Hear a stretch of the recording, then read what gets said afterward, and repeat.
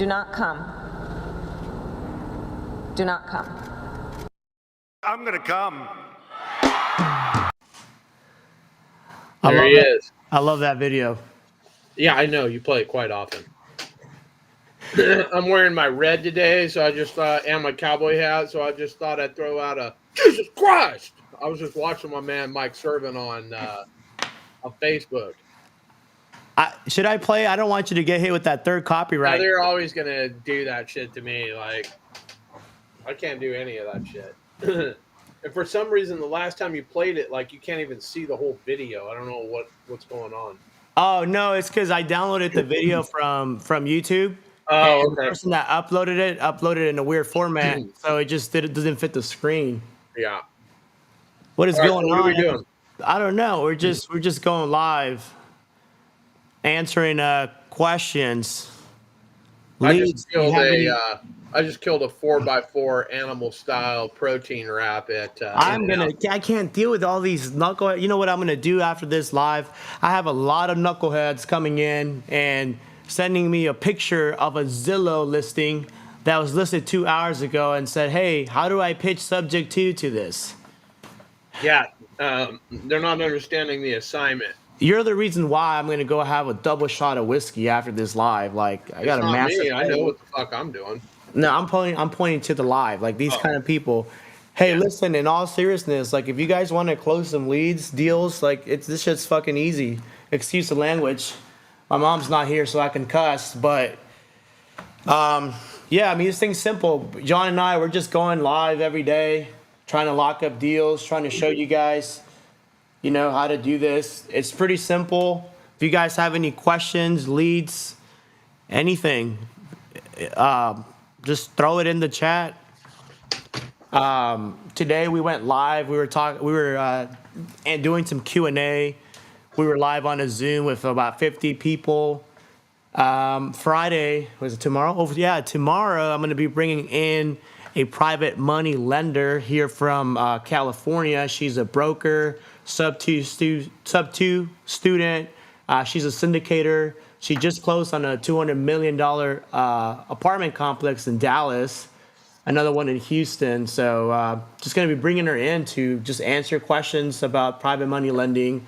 I get a lot of messages from people saying, hey, give me your PML's number, or, they'll say, hey, how much can they lend? Like, I'm not just going to share my private money lender, like my ex-girlfriend's number. You know what I mean? Like, if you guys want my PML's information, you got to have your deal structure. Like, what is the money for? How much do you need? How are you going to repay? Like, if you haven't figured that out, you shouldn't be, looking for a private money lender. You should know how to deal pencils out. If you don't know how to pencil out the deals, come to the live.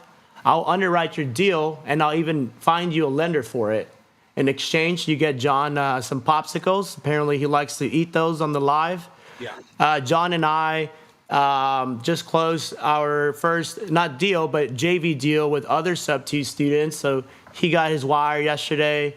He went to like Sephora or something, bought some new cologne. Yeah, he just bought some groceries. So, hey, if you guys are short on money, you want to make some deals, close out some deals, come to the live, ask your questions.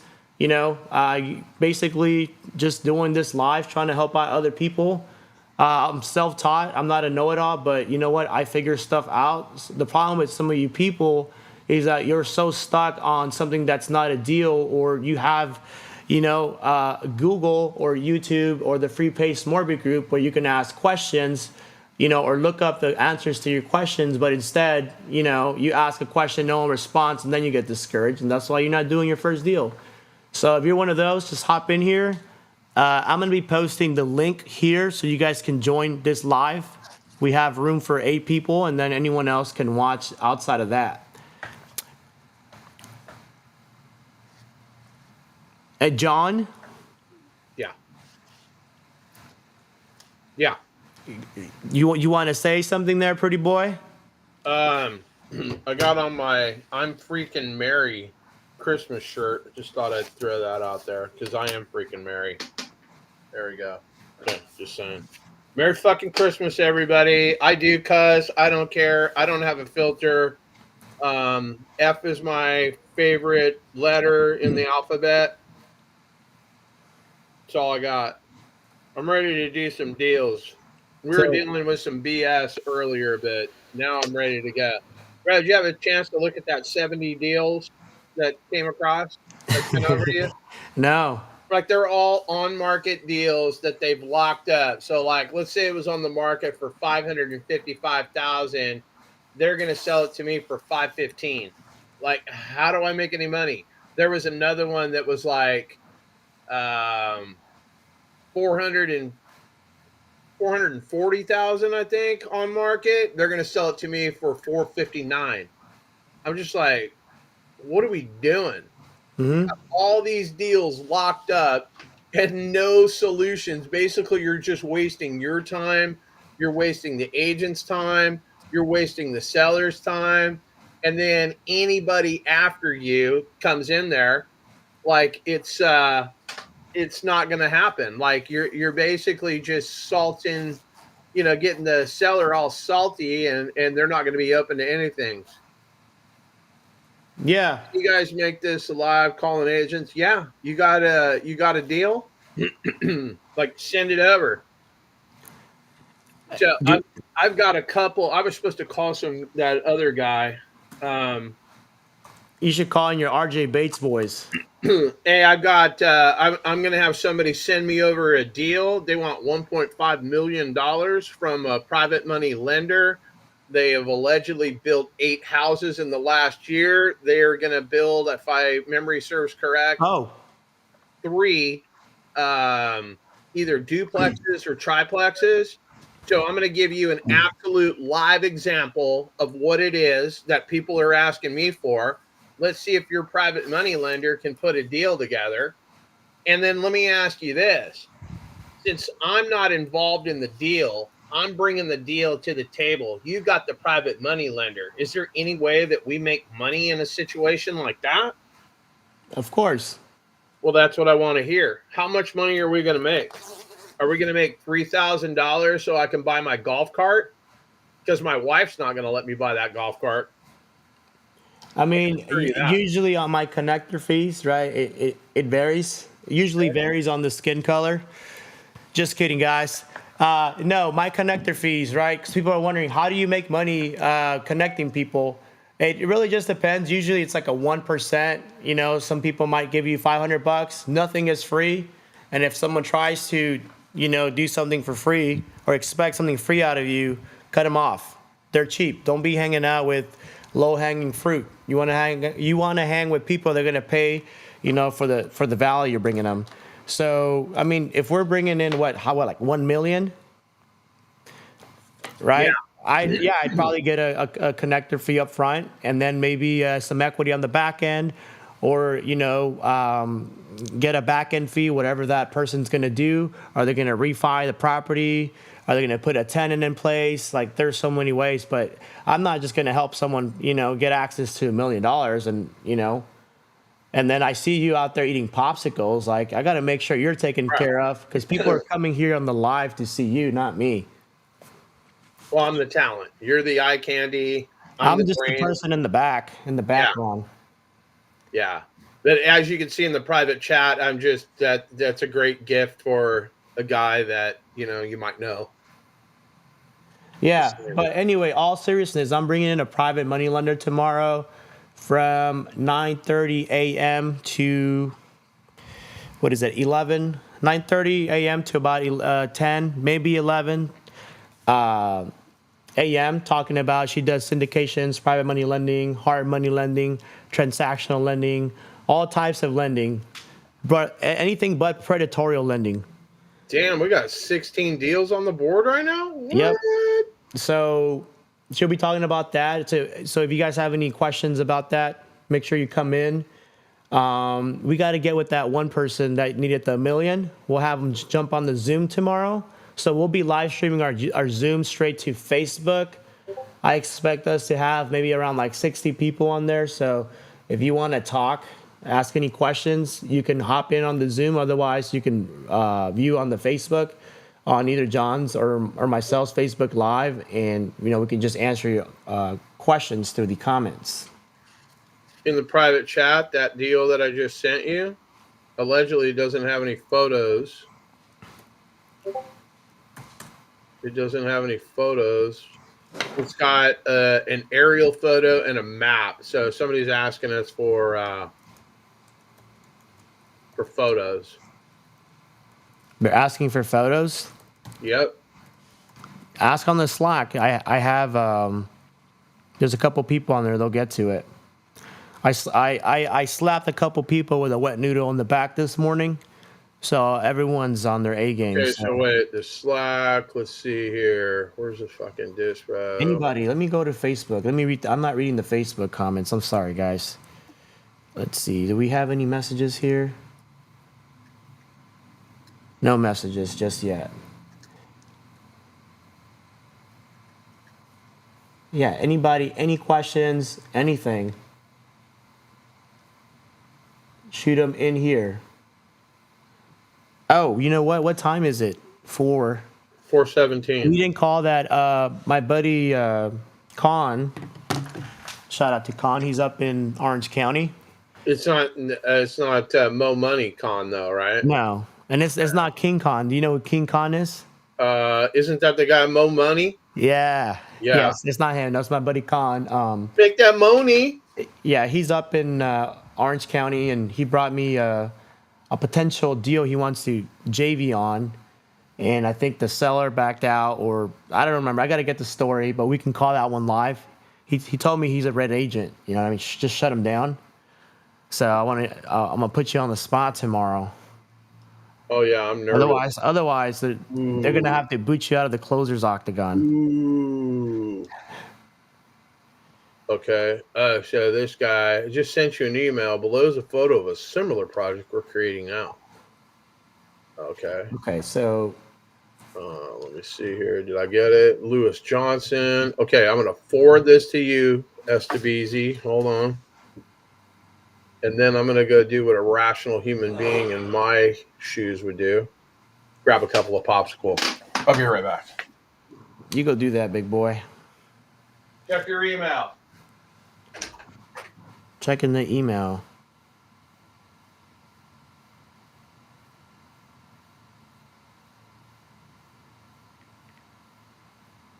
What is going on?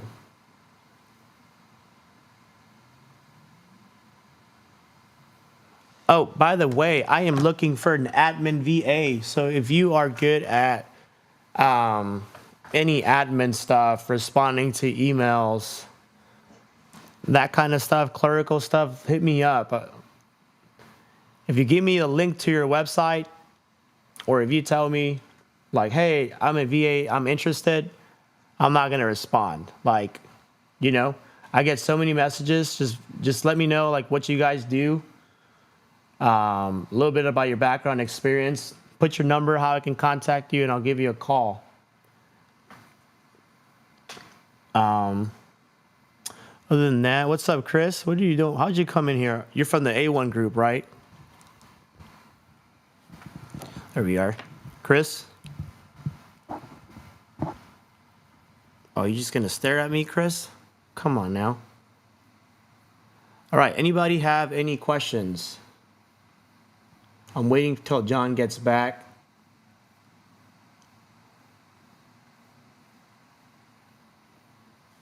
No. You know what? I don't understand some of your people. Like, there's 8 people in here and not a single question. Oh, I lied. Hey, what's up, Tristan? What's going on, my brother? Merry Christmas, John. Can you guys make this a live calling agents? Can you make this a live calling agents and getting deals? Yeah. I mean, we're gonna call some agents here in California, and once John gets back, we have a couple follow-ups in Fresno. I don't know who would want to live in Fresno besides John, but he's got some weird tattoos. Can we make this a challenge? I'll send the lead, you comp it out, talk to the seller, and try to get it going today, and we'll see everything happen live. Thanks, that'll be awesome. Congrats on having 16 deals. Bro, I I got too many right now. I could jump off of this fifth floor. I got two coming in Houston, both contracts signed. EMD is going in tomorrow. EMD is going in tomorrow. I got to list those. I'm working on my website for my properties. There's a lot of bootleg, Carrot, Wordspace, Fiverr looking websites where they pay $50 a month. I got a really big website I've been working on for a while called Flex Home Finance. I got a list of 800 plus wrap buyers, and you'll be able to dispel deals that don't cash flow on there. So some of my property is going to be uploaded there soon. The website's not ready just yet, but those are kind of some of the things I have in the pipeline. Michael and I have a creative finance calculator. There's a free version. The paid version will be out soon. With the paid version, you'll be able to pull comps directly with a click of a button without having to go to PropStream and here and here. It'll pull comps from Rentometer for you as well, give you what the long-term rents are. And then working on an integration where it's pulling data from Zillow, shows you the estimate, the price drop, the pricing history, how many days on market, and all that stuff. So ultimately, you're able to underwrite a deal just from one Google Sheets, and then you'll be able to send that deal, say, to a private money lender or your partner you want a JV on, right? Or maybe you need to submit an offer. So with a click of a button, you can submit an offer from the Google Sheet and stuff like that. So that's some of the things I'm working on. Yeah, so if any of that is of interest, comment down below. I also created a free LOI generator, just a sub 2 one. And then I have an FAQ, a creative finance FAQ that you can use with agents. You know, if they have questions, how the transaction works or whatever, it's free. And I created an all-in-one generator that was just built for my team. I decided to give it out to 20 people who joined my live. You know, I was only going to give it away to 20 people, and I had a lot of knuckleheads that jumped in there like 4 or 5 hours later saying, hey, I didn't get my copy, even though the caption clearly stated that I was only giving it away to 20 people. But what I'm going to do is I'm going to open up the form tomorrow to 100 people total. I have a total of 26 registrants, so I have room for about 70 people on there, right? So I'm gonna open up the form. Those who are able to fill it out, you're gonna get the LOI generator completely for free. After that, I'm locking up the form, you know? So, and then I'm also working on a contract generator. I'm a cash contract generator wholesale one. Should be ready by tomorrow. That one's just a cash wholesale generator. It's not using Pace's contracts. I can't do that, or Pace will take all my money and sue me. But yeah, that's just some of the things I've been working on here. What time tomorrow and how do I register? I am going to post the, I got to create the form. Let me do this. Give me 1 second. I'm going to create a form right now for the job form. And then I'll post it here on the Facebook. Hey, Ashley. Hey, can you, I have a job form, remember, for the all-in-one LOI generator? Yeah. Can you, I have the form disabled. Can you enable it so I can share it on my Facebook Live? And then just keep track of it. Once we get 100 registrants, I want you to disable it. Okay, understood. I'll do it. Okay, thank you. You said LOI generator. Yeah, it's called all-in-one LOI generator, and I think it has like 26 signups. Okay, understood. That's fine. Thank you. Thank you. You hear those chickens? I did. I treat my VAs good. The word on the street is she just bought another chicken. Better than popsicles. Yeah. So yeah, I'll get that form uploaded in a bit. John, if you want to get calling agents or whatever, I got to do some back end stuff here. Really. Well, I mean, I can't call agents in Texas. It's Call them already in Fresno. okay. I was Sounds trying to answer simple. all these questions. Answer the questions. You do that. Can we buy it on Gumroad? Probably. I don't know what I'm gonna price it at. It'll probably be cheap. You know, I still got to figure it out. How much does it cost to double close in a wholesale deal? Does that come out of my fee? Yes, and when you double close, you're part of that title chain, so you're going to pay taxes to Uncle Sam and Joe Byron, your president of the United States of America. So I probably would not double close unless you're making like a big assignment, maybe like 20K or something. I mean, that's not a lot, but some people will only double close if it's over, say, like 100,000. In terms of the fee, well, you're probably going to have to use a transactional lender. There's a couple of transactional lenders. What are they charging nowadays? Like anywhere from 1% to 3%, John? Yeah. So 1% to It just 3%. kind of depends. Well, okay, like in California, for instance, you're not going to be able to double close on the same day, so you're going to be paying for a day and a half for the money. So it's usually what they do is they charge you 2% up front. They're going to take 1%, 1.5% basically, and refund you at the closing table the other 0.5%. At least that's the way some of my guys work. Yep. I mean, what does it matter as long as you're able to pencil out the deal and you get paid, you know? But that it is a little more complicated. So if you're going to be double closing, I definitely suggest you use what's called a transaction coordinator. I brought one on the live earlier today, so you guys can go through him or anyone in his the company Finish Line TCs. They're really good. Highly recommend. Also, freetcllc.com. They're paying you $200 for every property you close on. No money up front, and they pay on the back end. That one's pretty good. And there's a couple other people. Speaking of TCs, we need some TCs. I got a lot of responses, so if you're a TC and you're watching this, I'll get back to you probably tomorrow. Figure that out. How do you, John, and split the profit from these 16 deals? Good question. We just go 50-50. Keep it simple.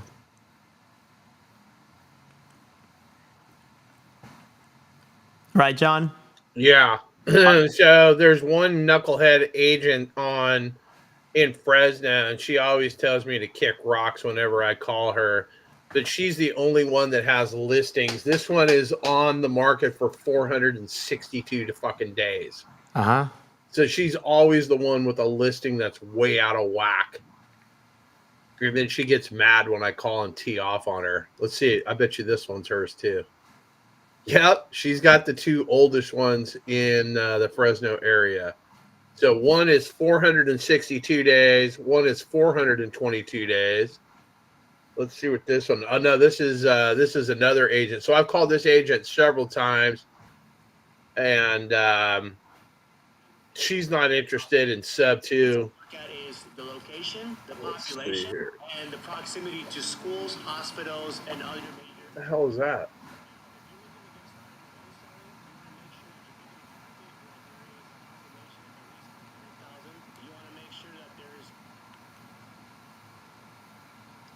Esteban, are you there? I am here, my man. Do you not see me? Yeah, but what is that sound in the background?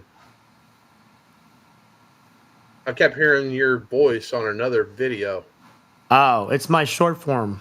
I was watching my short form video. Speaking of forums, my forum on my website is down. Let's check it out. Just send me a lead. You can't send me any leads.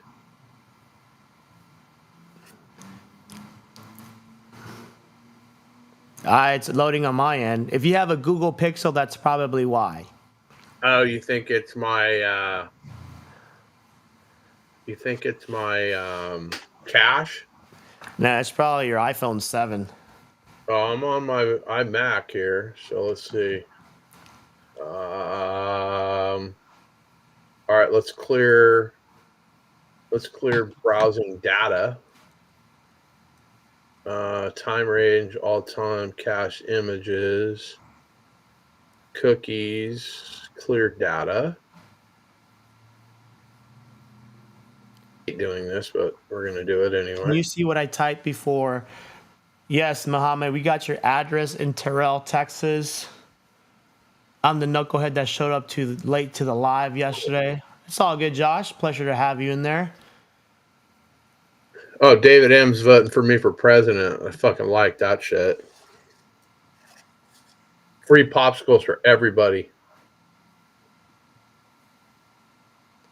Free popsicles. If I'm president, like the Dallas Cowboys will no longer be America's team. That's the first thing I'm going to do as the new president. Okay. Joe All right. Biden got nothing on John. Mm-mm. I got this shirt just for John. Check it out, guys. Hold on, let me show you this. Check out this shirt right here. This is a nice house. I'm gonna give this to John on our next deal. I'm going to fucking wear it too. With the sleeves off, wearing the wife beater. Oh yeah, I'm cutting the sleeves off. Like, don't even send it with sleeves. So, all right, anybody, let me hop in on YouTube. I'm trying to look at this house. Like, this is a nice house. I don't know what the fuck's wrong with it. It's got orange cabinets and shit. Go Giants. San Francisco Giants. That's what's up. It's got an orange door. It's got fucking orange cabinets, or at least two. It's got some orange doors in the back. It's all orange. All right. So Lots seller's of offering a $1,500 buyer credit. $1,500. Uh-huh. Wow. Holy shit.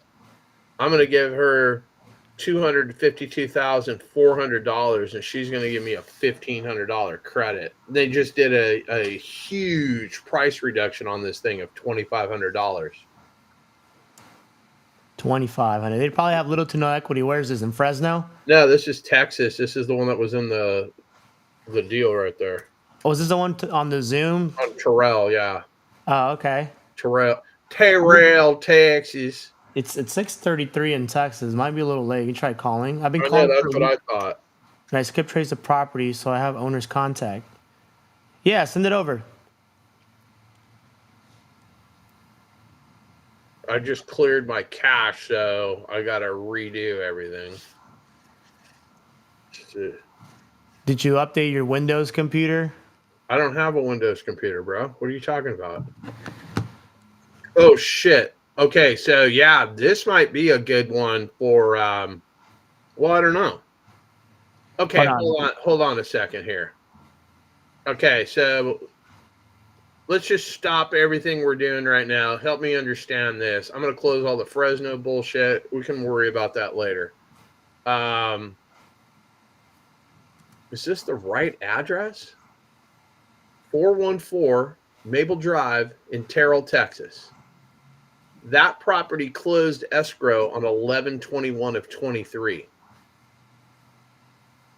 So why is it on the market here? Like, I'm intrigued.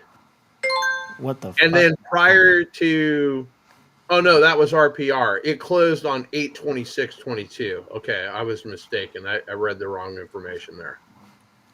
So he bought this property. Well, I don't know what he bought it for because it's in Texas. Let's go to Privy. Oh shit, I don't have any of your. I got to refill out all of the. I got to refill all of your data here because I don't have. I cleared my cache. Okay, send me not in the private chat. Text me the. If you click on the little Windows menu button on your computer in the bottom left, and then you go to the top and you click update, maybe that'll fix the problem. No, I'm on. I just You're in cleared. Google Chrome, that's why. I just cleared the cache, so I don't have. It cleared all the passwords and whatnot for me. Oh. I don't know why. Send me the privy. Oh, with Privy, okay. Yeah. It's your Gmail. No. Oh, it's not. Yeah. Okay. Chris, what Chris is it? Are you from, I know a couple Chris. Are you from the Sub 2 group? Are you from the A1 Assets group? Is it Chris Colton? Do you know Chris Colton? Hey, Chris Colton, by the way, if you're watching this, I heard you were looking for a assisted living. He never ever responded to my email that I sent him. Oh, yeah. Hey, if anybody's interested in a turnkey, fully furnished assisted living in San Antonio, Texas, I will help you operate it. It is a 8% cash to seller, straight Yep. seller finance, 4% interest rate. It's got a 5-year balloon, but you can always refinance through a DSCR once you stabilize that thing. Yeah, that should be an easy because you should can get- show the yep. income. So you'll get anywhere between $4,000 to $7,000 per tenant. Typically, it's residents. Usually, it's 2 residents per room. There's 4 rooms. You can put a total of 8 people on there. It's designated for an assisted living. If you have any medical connections, you could set it up as a like a sober living or a long-term care facility. You can also do hospice. A little bit more work and licenses involved. So, this is really the only play. You can probably do like a lease option on it, but that won't make sense. So it only makes sense if you're looking to do some kind of assisted living on there. So if you have $40,000 cash and you want to cash flow $15,000 a month, this would be right for you.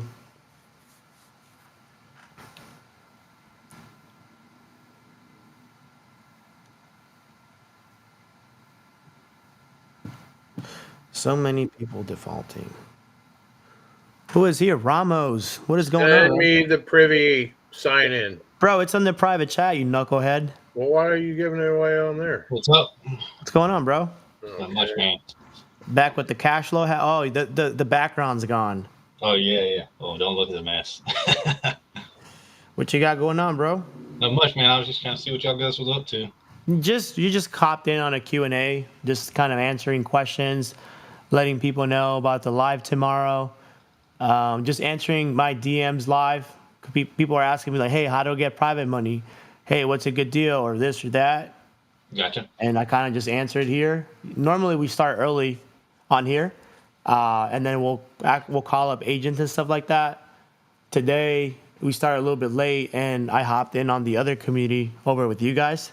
So that kind of took up most of the allotted time frame I had to go live. So just kind of hop in here, and we're just kind of hanging out here answering questions. Can you walk me through refinancing with a DSCR?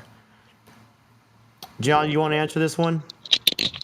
Basically, a DSCR loan is a debt service coverage ratio. So basically, they're not basing it on your income, et cetera, and so forth. They're basing it on the deal. So as long as you got more money coming in than you got going out, then you can make a deal work.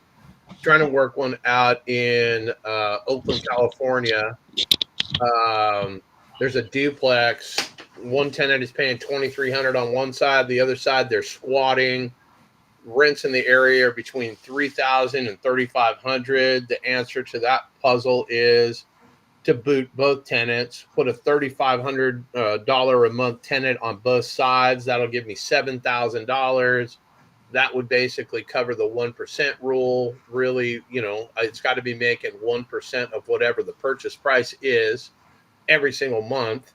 And you could basically get a DSCR loan. Like, they're not going to, do much. They base it primarily on the property, not your credit.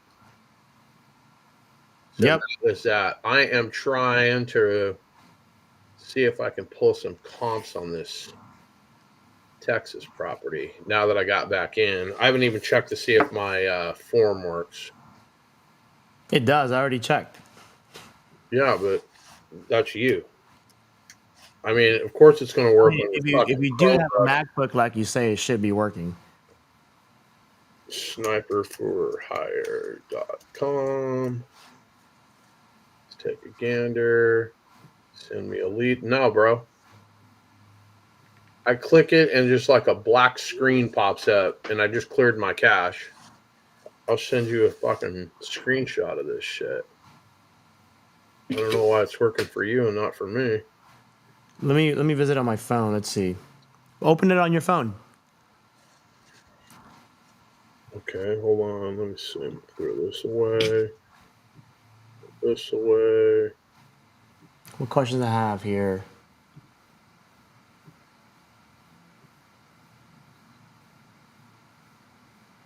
I think that's up to it. I'm fixing up this video here, John. I just sent you a screenshot. Let me see if I can open it on my phone.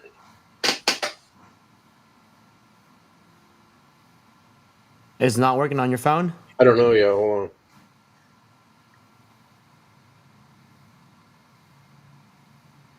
Let's see.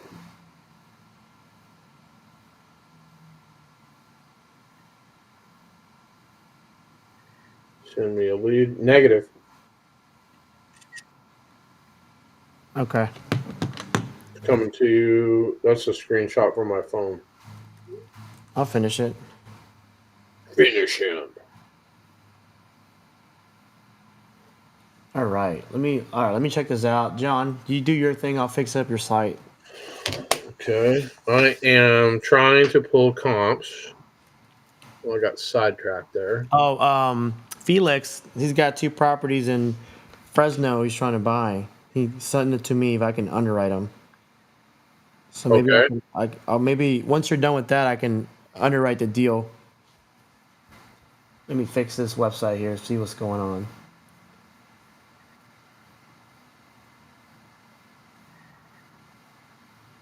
Oh, I see. Okay, I see what's going on. It's not that your form is messed up. You're clicking on the... Top one. The top menu. And then on my phone, it's on that That's why, okay. hamburger. No, that button, it's the button. I need to put the link on there. Give me a sec. I'll fix that.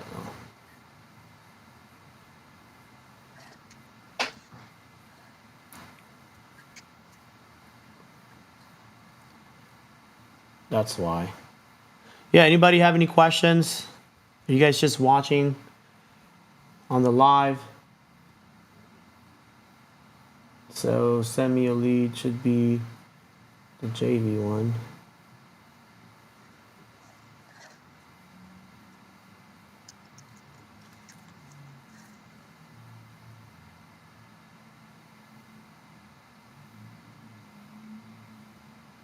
All right, you know what? I'm gonna put some little bit of music in here.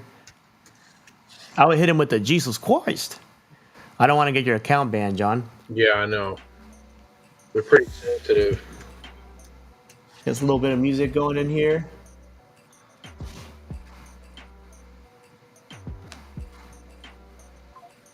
Oh my God. Okay, let's see here. You did not send me anything. What are you using to skip trace? Good question.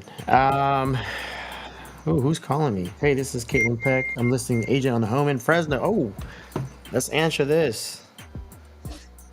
What do we got here? Oh, hello there. Hello. Hi, I was just getting ready to answer your phone, and I think it went straight to voicemail. Yeah, I was leaving you a voicemail at the time. I'm the listing agent on a property you saw in Fresno. That you called, you left me a message. My mom, it was my mom's birthday. You know, the home on Via Paviana. Uh-huh. What was the address? I know I called. I think I called like 3 or 4. I was looking to buy something before the end of the year. I'm trying to move over there. I'm from San Diego. Yeah, well, I'm from San Diego, but there's just too many homeless people over here. I can't stand the homeless people. My uncle, he just moved over there a few weeks ago. He's over in Fresno. Yeah, he's actually he actually likes to play golf. So I'm looking to move over there and kind of get reacclimated to the area. So It's a good area. I mean, I love San Diego. I go there a lot, but Fresno's nice. Did your uncle buy already? Did he buy the? oh yeah, he's got his own place over there and everything.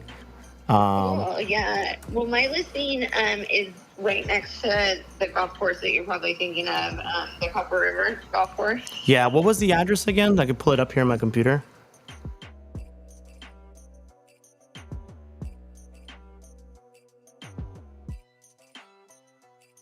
different words. Got it. And so you said you're doing a 1031? Well, yeah, I just, just sold my homestead, so I got some money to do a 1031, but I'm looking to do a homestead. So I was just calling to see what was going on with the property, because we can structure the deal a couple different ways. Just really Yeah, depends, like how could you structure that? Well, She's very motivated to sell. And there's a little tiny bit of room in the price. We just lowered the price, but there's a little bit of room. But she's also was thinking that she's very busy. She's a single mom with 3 young kids. And so we're either like, I'm going to have it on for the next week. And then she might just be easier for her to like not be selling during the holidays. You know what I mean? And stuff like that. So if you're interested, now's the time to do it. But yeah, tell me more. So yeah, I mean, I was looking at the pricing history here. I see that they've been trying to sell it since earlier in the year. Then it got removed. Then they listed it for sale. So, it's just the interest rates are kind of jacked up right now. So it just throws off the numbers. And I know you mentioned I that know. there's very little to no wiggle Well, room. we just reduced it, if you can Yeah. see that.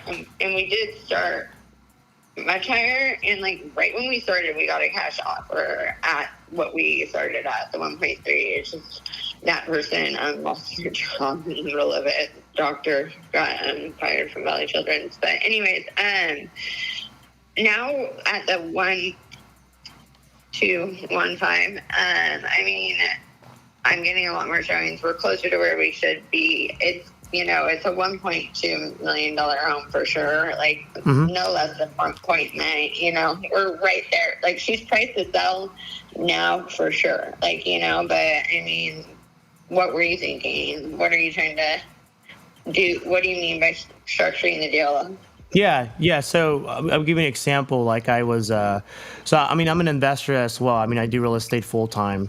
Kind of do different things. This one property that we just closed escrow on, the seller, it was a brand new house, but he was a VA veteran and couldn't keep up with the payments. He was actually behind like 2 payments. So I noticed that he had listed the house for a lot more than what it was asking for. For me, I liked the area because it was like a good midterm rental area. So I buy in Texas. I got the Texas number, but I'm down here in San Diego, and we also buy in Arizona and Florida. But anyway, going back to the topic, I was just getting to know him a little bit better, and then he was telling me that the house, since it dropped a lot in value, he didn't really have much wiggle room, and unfortunately, you have a lot of wholesalers, trying to lock up properties, offering to pay cash, but then they're offering you 50, 60 cents on a dollar, so they can go and sell it to someone like me. So what I'm noticing in this market, and especially on this newer property, probably tells me that there's very little to no equity. So that's why there's probably not much wiggle room in the price. In her house? Yeah, unless you put like a sizable amount down on here. No, she has equity. Okay. It's not about that. It's price. Did you run the market comps like at all? Yeah. I mean, no, I Like ran. where we are. Like we're priced close to where we should Oh. be. Like I should get like 1.9 for it or something like that, and then she'd sell. Otherwise, she doesn't like. If the market's not going to pay that right now, it's a $1.9 million house for sure. Mhm. You know what I mean? And so, but she does have equity in it. 'Cause she Okay. bought it for like $800,000. She did pull out a second on it, but there is some equity in it. Oh, that's And great. she wants to sell. Keep going with what you were saying. Yeah. So Wanna hear. okay. So I'm just trying to get, like I said, like a bigger picture. I mean, is this thing occupied? It is occupied. Well, I was curious. About the end of your story about the guy, if you don't mind. Oh yeah. So basically, what happened, right? Because I mean, you as an agent, you deal with all kinds of Yeah, I've been people. doing it 13 years. Yeah. So yeah. So I mean, I'm sure you deal with regular buyers. You've probably dealt with some investors. You probably dealt with wholesalers, and you can kind of filter out and know like who's what based on the questions that they ask.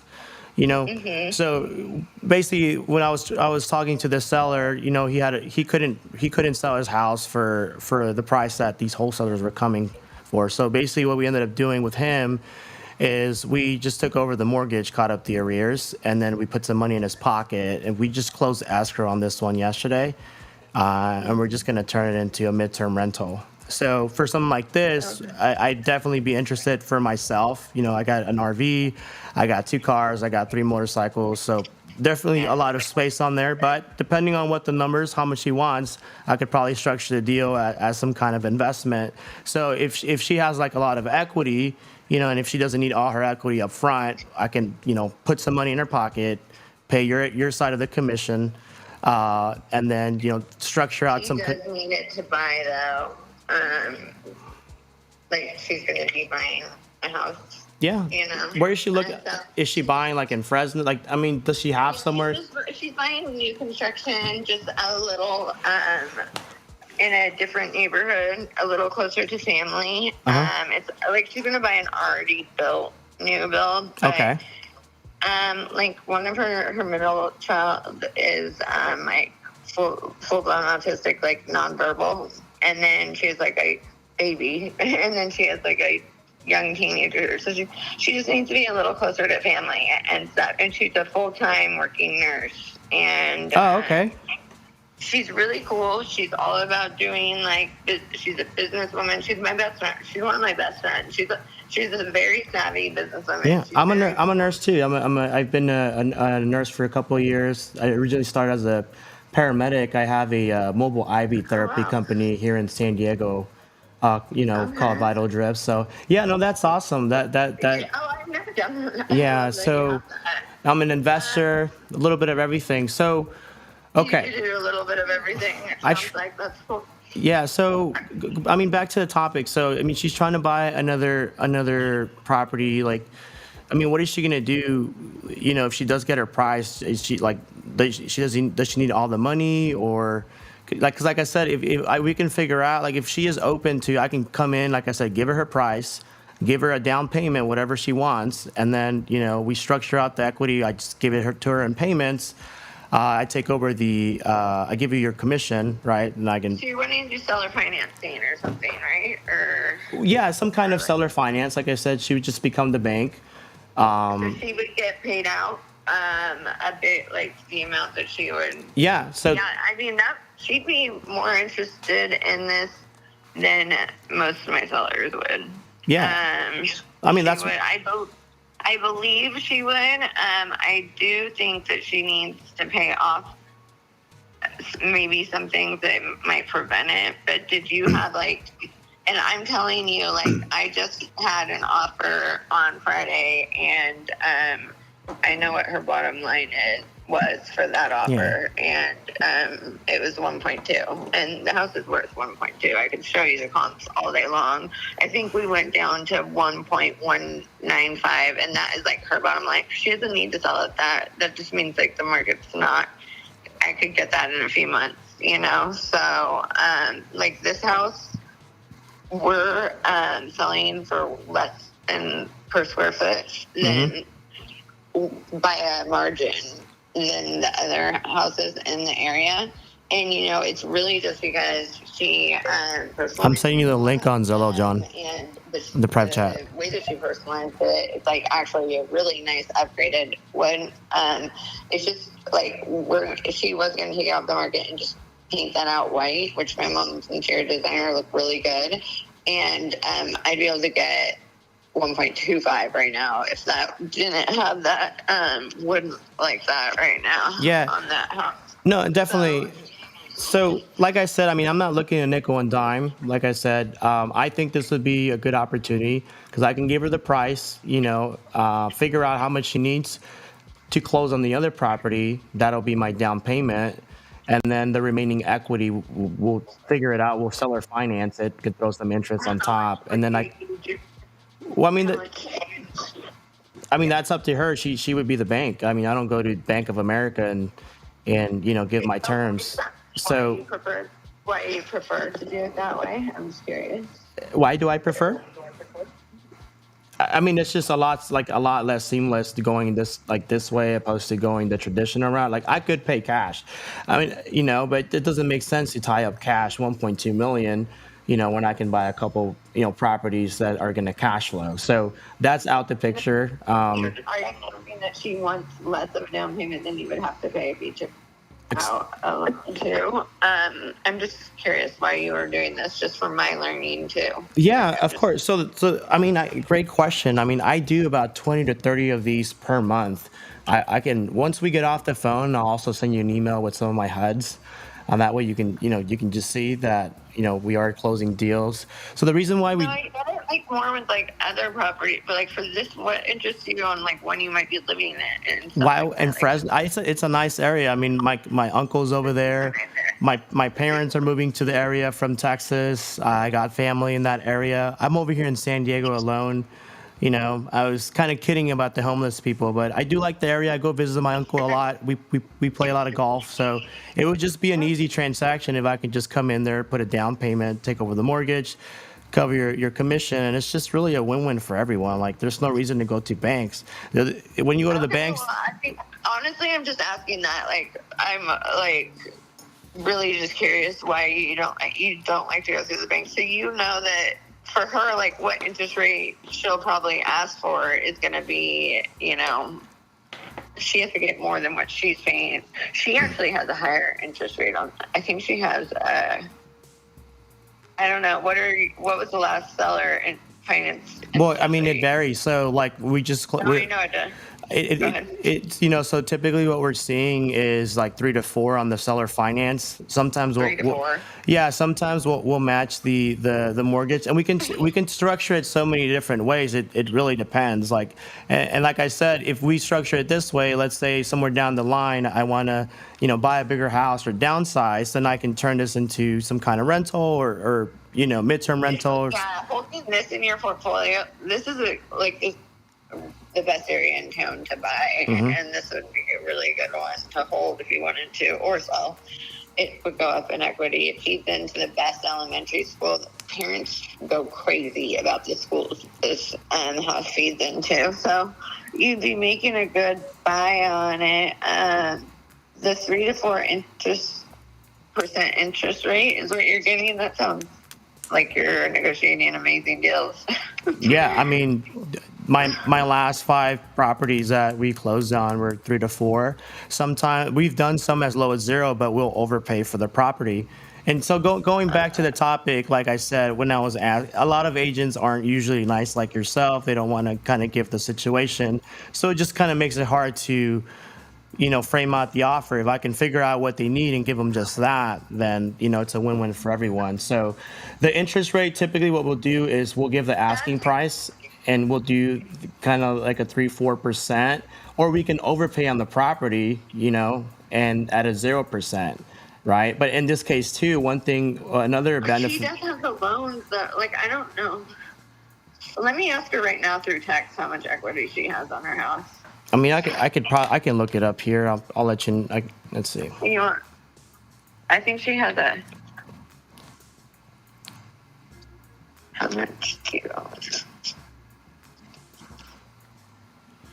I'm getting this house for you, John. About $548,250,000 is what she owes. No, I think she took out a second, so Okay. I think I just asked her.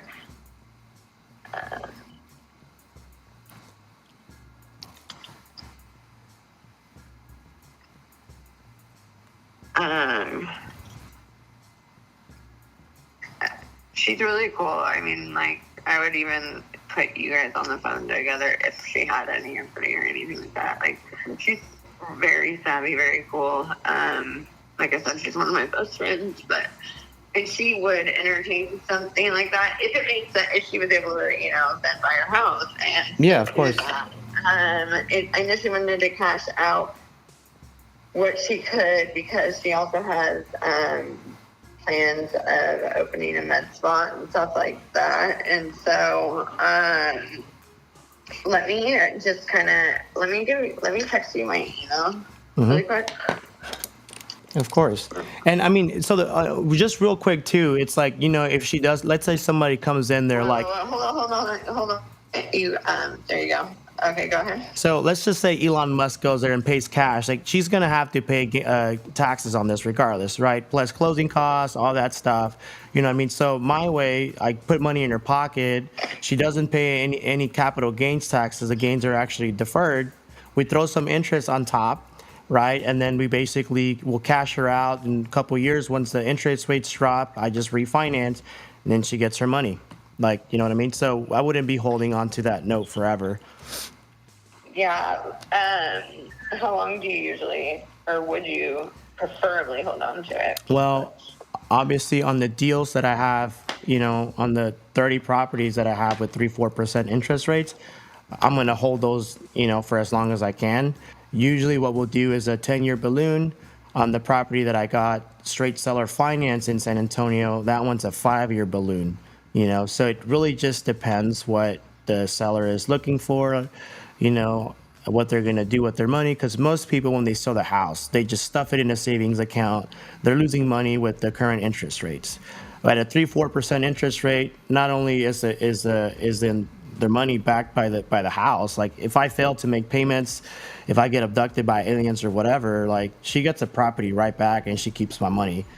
So there's a lot of protection in this kind of transaction, and it's just the most easiest way where I can come up to that price and not have to nickel and dime you. She owes just under $1 million. Okay, so let's do the math. If she owes And she $900,000, needs to buy a house, so she needs to buy, and the house she wants to buy is like 900. so if you do the math, 1.2 million. Let's see, 1,215,000 minus 900,000. That's $315,000 of equity. I don't know what you're seeing up there. Here in San Diego, it's obviously it's a feast. Like it costs a lot to close, so we're seeing anywhere from like 10 to 12%. Like closing costs and all that, and arguing between who's paying for what, contingencies, appraisals. So you do minus 10%, right? That's around $283,000 in equity. So we could probably come up with some kind of down payment, figure out how much she needs to close on the other property. And on the rest, instead of putting it in the bank, she just becomes the bank. She'll finance that to us. Obviously, she's going to get more money than what she's financing because there's interest on top. And then we just refinance somewhere down the line when the interest rates drop. Yeah, so I'm just trying to do the math of how much she needs to buy the house she wants. I'm not sure that I get what you're saying. Because I could go pull a loan, right? If I go put a loan, depending what, most likely we'll do some kind of jumbo loan, but the interest rates are just jacked, and then, it's just so much involved. Like I'd rather just put more money in her pocket instead of where the banks make all these fees.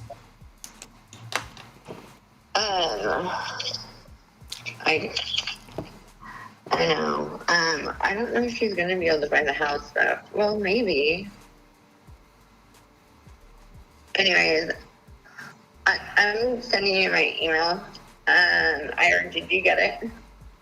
I need to relook up the house she wants to buy. You know how much kind of equity she has. Mm-hmm. You explained it well to me. And she just said through text, she said, I need to buy a house. I can't do seller financing. But you explained it well to me. You explained it well to me. I think your interest rate's really low, the 3 to 4%. I've never heard of anyone getting that ability to finance for that low. I could show you my HUDs. I'm interested in GE for that, but I doubt in hell Joanna would do that low. But maybe. We can always we can always figure that out. The first part is just her being open to it, and a lot of. Like I said, she's way more open though. She just said she can't because it doesn't sound like it makes sense, when she has $1 million, and then it just doesn't. But where she's at. That she is a very savvy, open to think, open-minded seller, And yeah, if you want to send me an email and kind of state your case, it's through that. I'll send it to her, you know. Yeah, I mean, we'll do that, and maybe we can follow up tomorrow. Like I said, I'm definitely interested. I am wire ready. You know what I mean? They typically do 1% EMD, non-refundable. Just so you know, I'm serious. I'm not gonna wholesale this on to somebody else. Yeah, she'd be fucked if like she started buying and with the kids and stuff, and then like you back, you know, all of that. Like we would need it to close, but yeah, I think she'd be open to it. Honestly, like she's a numbers person, big time numbers person, and I think the part where you explain saving on like the capital gains and stuff. I mean, you're not cutting out my commission. Sorry, that's just Yeah, you're getting paid your I commission. don't want to market that house, so like no. I mean, we could probably But- close before Christmas. You get your commission, and then you'd be able to buy, you know, presents from the Gucci store, all your family members. I mean, you're gonna make a lot of this commission. I mean, I can afford that before. No, I'm just kidding. Yeah, no, of course. Just to like with my commission though, it wouldn't be for her. I wouldn't do both sides. Obviously, I would just do one. But yeah, if you would explain like to her like the savings and the capital gains and the savings and the in an email, kind of break it down. Like she would look at that and either be open to it or not. But she's a super numbers girl. She's super smart, and then what I would do is I would put us three on the phone together, and she'd be a realistic person that you would maybe be able to make this happen with. It just needs to really make sense number wise for her. Okay, well, I think it's gonna work out just great. So I will send that over to you, that email, and then I'm looking forward to hearing from you guys tomorrow. Okay, yeah, sounds good. And then so it was Esteban. Yeah, right? Esteban. Well, it depends if you're how you say it. It's Esteban, but all my What do you white mean? friends, It depends how I say it. all my white friends say Esteban, so I'm used to saying Esteban. Wait, all your white. Yeah, I'm Hispanic. If you can't tell, my name's Esteban. How did I say it? I said Esteban. Esteban. And It's fine. You can. I'm white. Yeah, you can call me Say it Esteban. like That's white fine. people or no? What's that? Yeah. I do say it like the other white people or no? No, I mean, I think you sound a little bit better. You're definitely a little bit better. Wow. Are you originally from Fresno?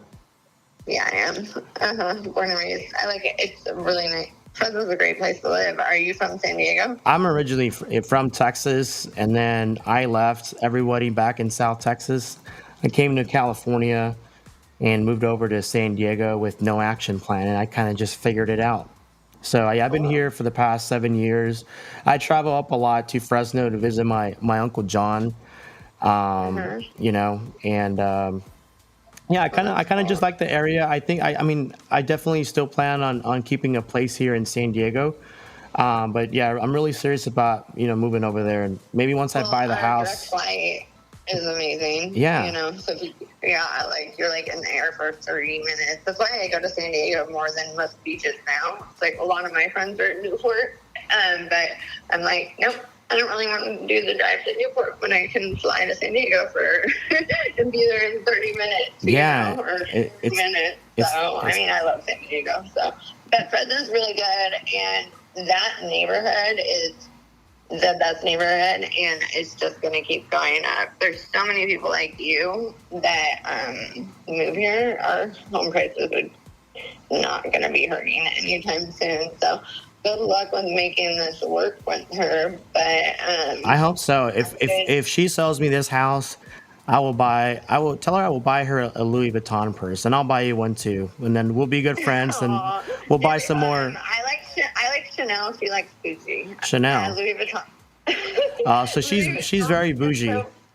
Louis Vuitton's very basic. Yeah, yeah, it is. But I mean, that's what all the I California think girls don't want. even worry about that kind of stuff. I think more worry about making it work number wise for her. You know what I mean? Like, Yeah, I mean, I'll make it work with her, and you know what? Worst case scenario, doesn't pencil out. I'm sure we'll still find some way to do business. I got to buy a house over there before Christmas, so We'll figure it out. Oh, you know? Well, yeah, I can help you with that. But shoot me an email with your, just kind of break down your thoughts in a way that would appeal to a seller through email, if you've ever done that before. But, Of course. because I'm not going to articulate it perfectly. And I think that the better you do it through that. And I told her, I was like, he sounds like a pretty cool guy.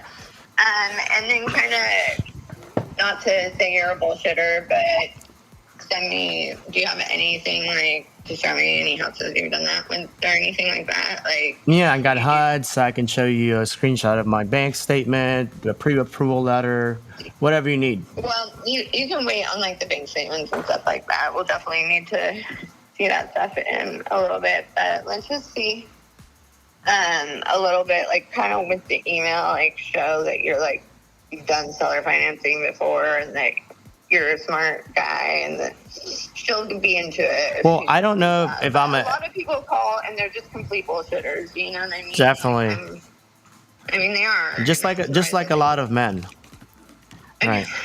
But yeah, I mean definitely I'm not as smart as you, but like a lot of men, you're funny. I do a lot of these, I do a ton of these, and everything we do obviously goes through a title company, and we typically use what's called a transaction coordinator. They basically, so they fill out the paperwork, make sure everything looks good, makes your seller feel all warm and fuzzy, and so very, very familiar with these. You pay your fucking payments. Yeah. Like that would really screw her over, if you didn't. Which Well, so the way it works, I mean, in like worst case scenario, like let's say I close on this thing, right? And let's say I go to the mall and just spend all my money. I can't make payments. It would not make sense for me to come up with money out of pocket or a down payment just to lose the house, right? Because in that scenario, yeah, like that would be the best case scenario. I mean, she's gonna get the property back plus the down payment that I get, so it wouldn't make no sense. But no, I know. I'm just saying, like for her, she is a badass single woman with 3 kids. Like, but she works a lot and like everything like that. But she's this is like the 3rd house I've helped her do this with. Like she's good at it. She levels up, or she just makes a lot of equity in all her houses. But she doesn't, because she wants to do the med spa right now at the same time as she's trying to do a med spa. Yeah, she's going to open a med spa. So she's just. That is awesome. One of my business partners is opening up a med spa down in South Texas, and we're potentially, just fingers crossed, we'll like to open up one next year over here in San Diego. So it sounds like we're gonna be best friends. That's what I'm hearing. Yeah, like it sounds like we could talk about this a little bit more. Write a good email, and we'll see. Okay. Okay, sounds good. I'll go ahead and send that over to you here shortly. All right. Bye. All right. Thank you. Thanks. Bye. Boy, does she talk a lot. John, what do you think about that house?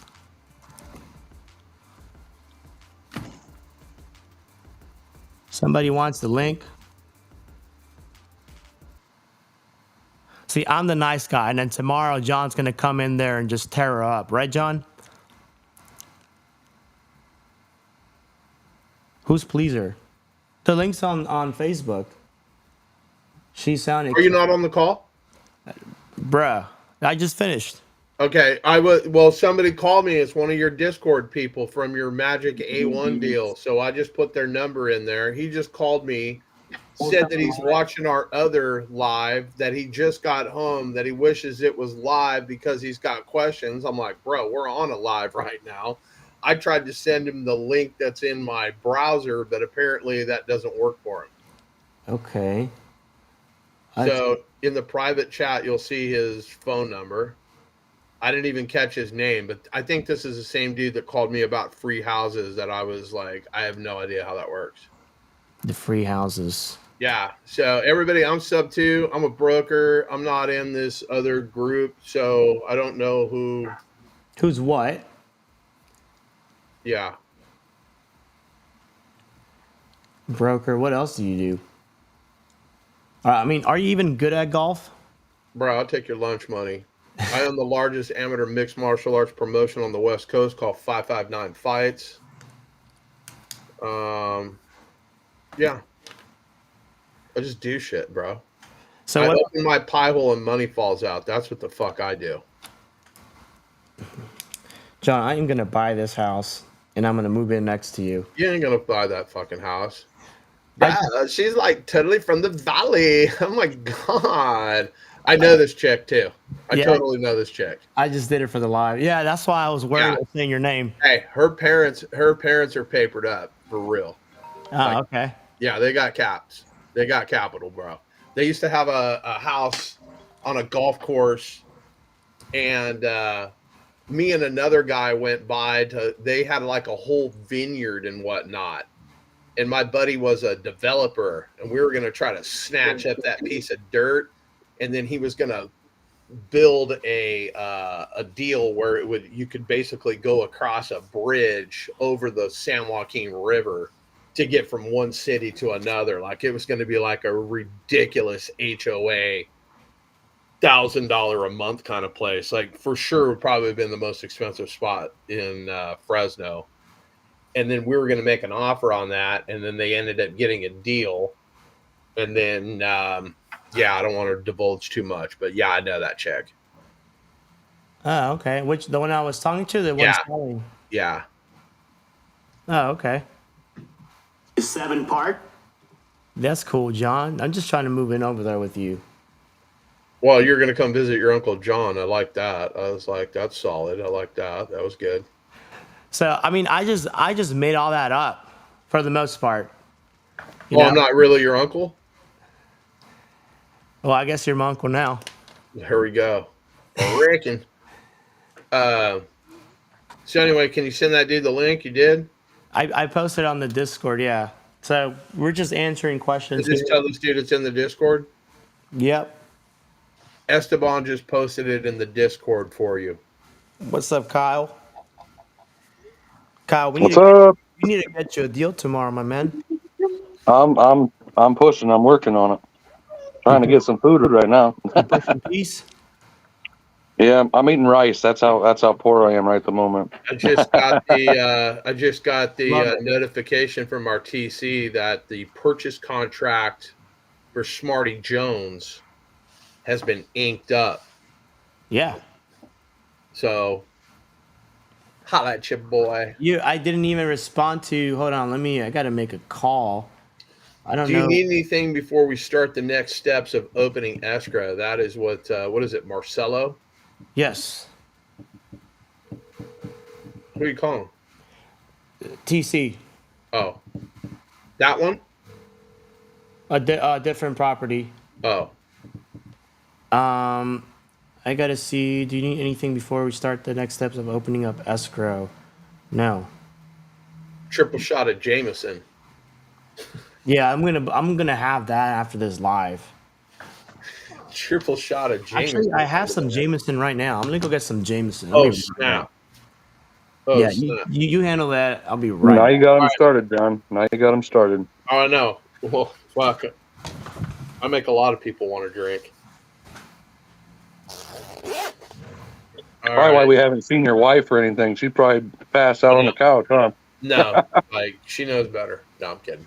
It's her day off, so she's running around. I don't know. I think she went and got the kids already. What time is it? Yeah, 5:20. She's got the kids, so we'll let her do her thing, and then I should be served dinner anytime. No, I'm just kidding. She ain't gonna bring me fucking dinner. Let's not kid ourselves. Yeah, that's how mine is too. I got to fend for my damn self. Yeah. Damn. Uh-oh. Esteban, are you back? Triple Jameson? I don't know where my wife is, but I'm going to keep her out of earshot. Kyle had to put his shit on mute. He's getting fucking beat down right now. Kyle's getting served right now. Oh, Kyle. I'm Yeah. sorry, my man. Yeah. Yeah, I had to Oh, mute it to fuck. make it PG.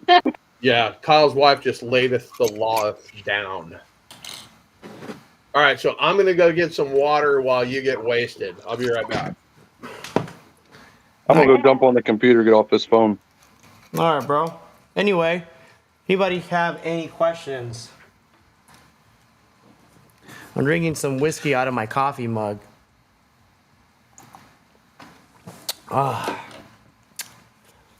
We just got a contract signed today in Florida. Those 2 in Houston. 3 in a day. 3 in a day. This is it's pretty simple. You don't need a script. You don't need nothing. Do you guys have any questions? Drop them in the chat. I'll be glad to answer all your questions. Kyle left. Ramos, we gotta find you a deal, bro. Bro, I got let me check right now. Let me see what I got. Help me. I'm struggling. Let's see here. I have 1, 2, 3, 4, 5, 6, 7, 8, 9, 10, 11, 12, 13, 14, 15. The 2 in Houston, 16, 17. The 1 in San Antonio, 18. Yeah, about 18 deals. I'll find you one, bro. I hear you. Yeah. I've been looking, man. I've been on it, but my town is just tough. So I'm gonna probably have to outsource a little bit, but we'll see. I'm gonna keep beating the bushes a little bit around here first. Yeah. Well, dude, there's people here in the live. So there's other Sep 2 students from the community who have deals. They'll lock up deals with good interest rates, good entry fees. So, do you want to tell people what you want to buy, so they can hear? Yeah. Well, just like the single family home under 1,500 square foot. Trying to think of what else. 3 to 4 bedrooms, really.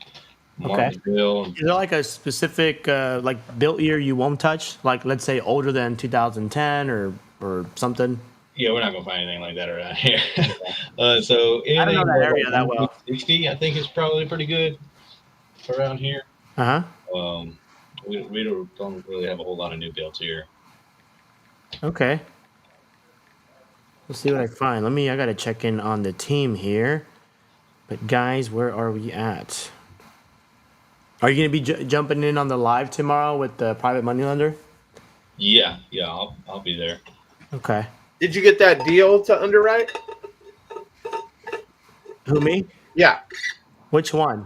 The one that we're going to underwrite with your personal private money lender that I sent over earlier.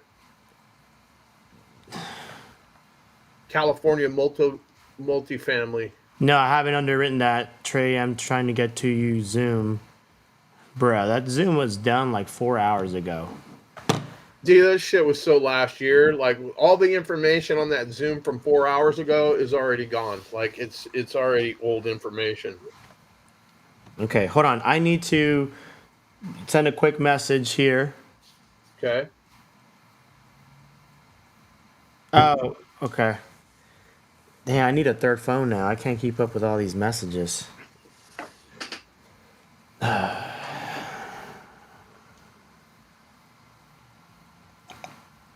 Well, that's a pretty, bro, this is brutal. Have you heard of Leon? He's a wholesaler who figured out how to buy his own deals. Who? Leon Tez? No idea who that is. I have no idea who that is, but Leon you can buy Tez. your own deals with no money out of pocket. Fuck out of Leon Tez. As long as you know how to structure the deal, it's a simple game, but not everyone wants to do buy and hold. Some people just want quick cash, so they'll just wholesale. Oh shit, let's see what's up with this guy. What's up, Trey? Get your camera on, bro. And I'm buying hold if the deal's right. For real. Trey. Oh, snap. No, I've never seen this guy. Oh my God! Look at Kyle over there. This dude's got 22,000 followers. So, are you buying right now, Trey, or are you wholesaling? What are you doing these days?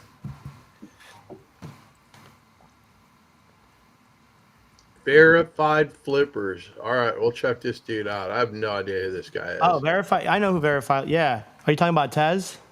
Yeah. Yeah, I know Tez. He's really good friends with Eric Well, Schmidt. Well, that's who the guy just said this shit is, right? Leon Alberta at Tez Bertha. Tez birthday. Hear me now. This is Trey. What's up, Very proud of Trey? you. How y'all doing? I'm So, doing damn I'm- good, my man. appreciate you answering my call earlier. Yep, no problem. So I'm wondering how this works. I am a realtor in Texas, but I find it deal watching some TikTok and all that. Signed up for that. Got a whole basketball on. So how does this work? If I've got a deal that I need to look at, explore. Put it in the private chat. Like we can pull. I mean, you're in Texas. You're a realtor. Like, what do you need from us? You know what a deal looks like, right? Well, I'm not so familiar with creative on what y'all are doing. Like I said, I just got involved in this. And Okay, is this a deal that you have? Is this something you're looking to buy? Let's start with where did this lead come from? it was a potential opportunity that came to me through a little bit of marketing, Okay. and the guy wants to get rid of the house, wants to buy an RV, move out to close to his family, but he's got a house that's worth about 265. Okay. Parts? He wants 235. Okay. He owes about 180. Okay. His interest rate's about 4.05. Okay. PITI is 1672. Okay. Got an HOA of 554. 1652 was the PITI? 1672. Oh, 1672. Okay. PITI. Yeah. And then the HOA was what? 554. 554 a year. A year. Oh, a year. Okay. Year. So let me do the math on that real quick. Hold on. Here we go. I'm trying to see how to back into this deal. 554 divided by 12. Done that for you. 40, yeah, $46 roughly. Okay, so 46 on top of the. Yeah, so we got 1672. Let's call it 47. 1672 and 47. Okay. What else do we got to pay for? Is there solar or anything like that, or 1719 basically it? Yeah, there's nothing else there as far as this cost. It's a newer house built in 2017, Okay. so shouldn't have any repairs. Okay, 235 is what he's asking for it. 189. What's he want down? Well, that's just it. I even talked to him, and he again back up what he wants to do. He wanted enough money to purchase an RV. He's asking 235, but I didn't want to come out and give him the difference between his 180 and 235. He's receptive to doing something creative. And Yeah, even, they are usually until they tell you what their numbers are and you see how creative they're not. But anyway, I digress. yeah. Go for it. So 235,000 is what he wants for this thing. Correct. And how much is an RV?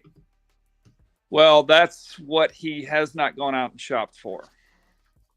Okay, like, I mean, are we talking about a $10,000 RV? Are we talking about a 50? So he's going to live in it. So I'm assuming he's going to be spending, 70, 80,000.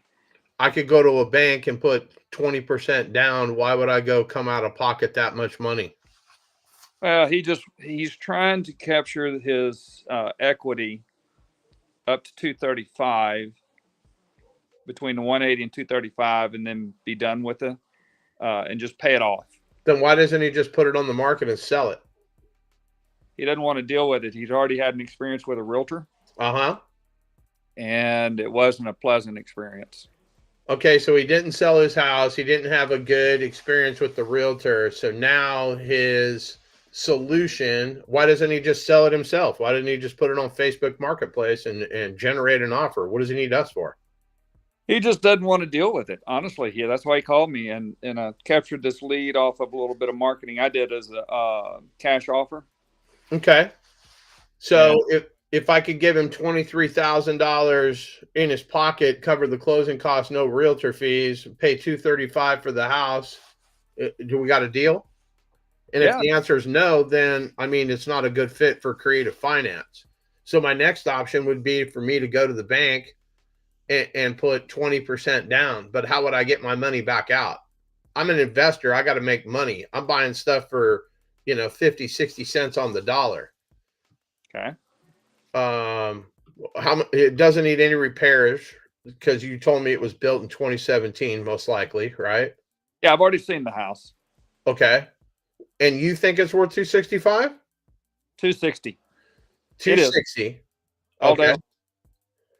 So if I put it on 235, let me write this down. 260 ARV. He wants 235. Okay, here, let me get my magic. So if I put it on the market at 260,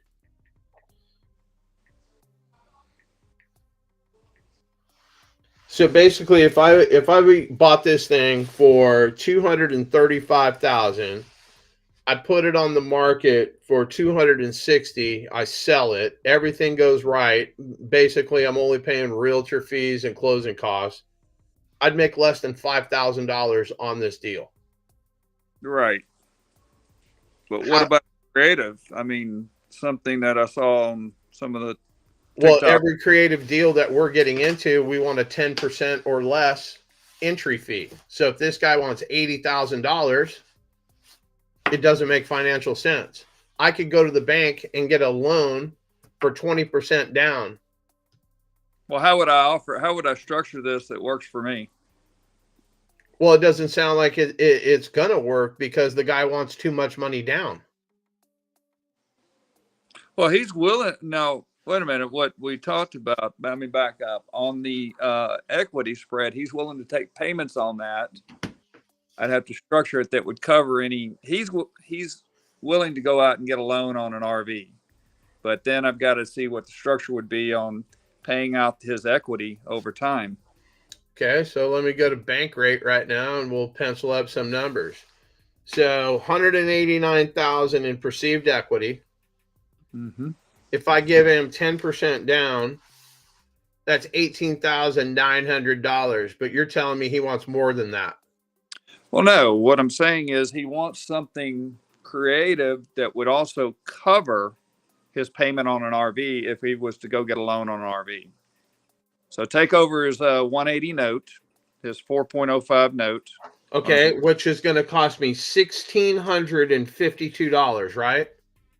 Per 1672. Or which is really $1,719 when we add in the HOA. Correct. Okay. What are the rents in the area for that property? 1,900 to 1,950. How do we make any money on this deal if we're breaking even?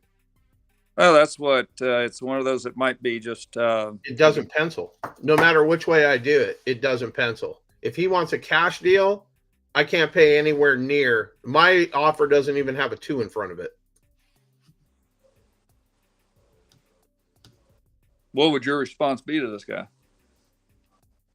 What I just told you. Why haven't you listed on the market? Why don't you go list it? He doesn't want to do any of that thing. So you want a convenient solution. I mean, I can basically put 10 grand in your pocket and take over your payments, but there's no perceived equity in this thing. It's just not a deal. Esteban, what would your take be on it? There's no way to make money. If I'm paying $1,719 and I've got, how much did you say he owed on it? 180? 180. Yeah, he owes 180 on it. At what interest rate? 4.05. Oh, that's right, 4.05. I wrote that down. Esteban, it's $17.19 a month right now as it sits. This guy has 189,000. Is that even the right math? 180.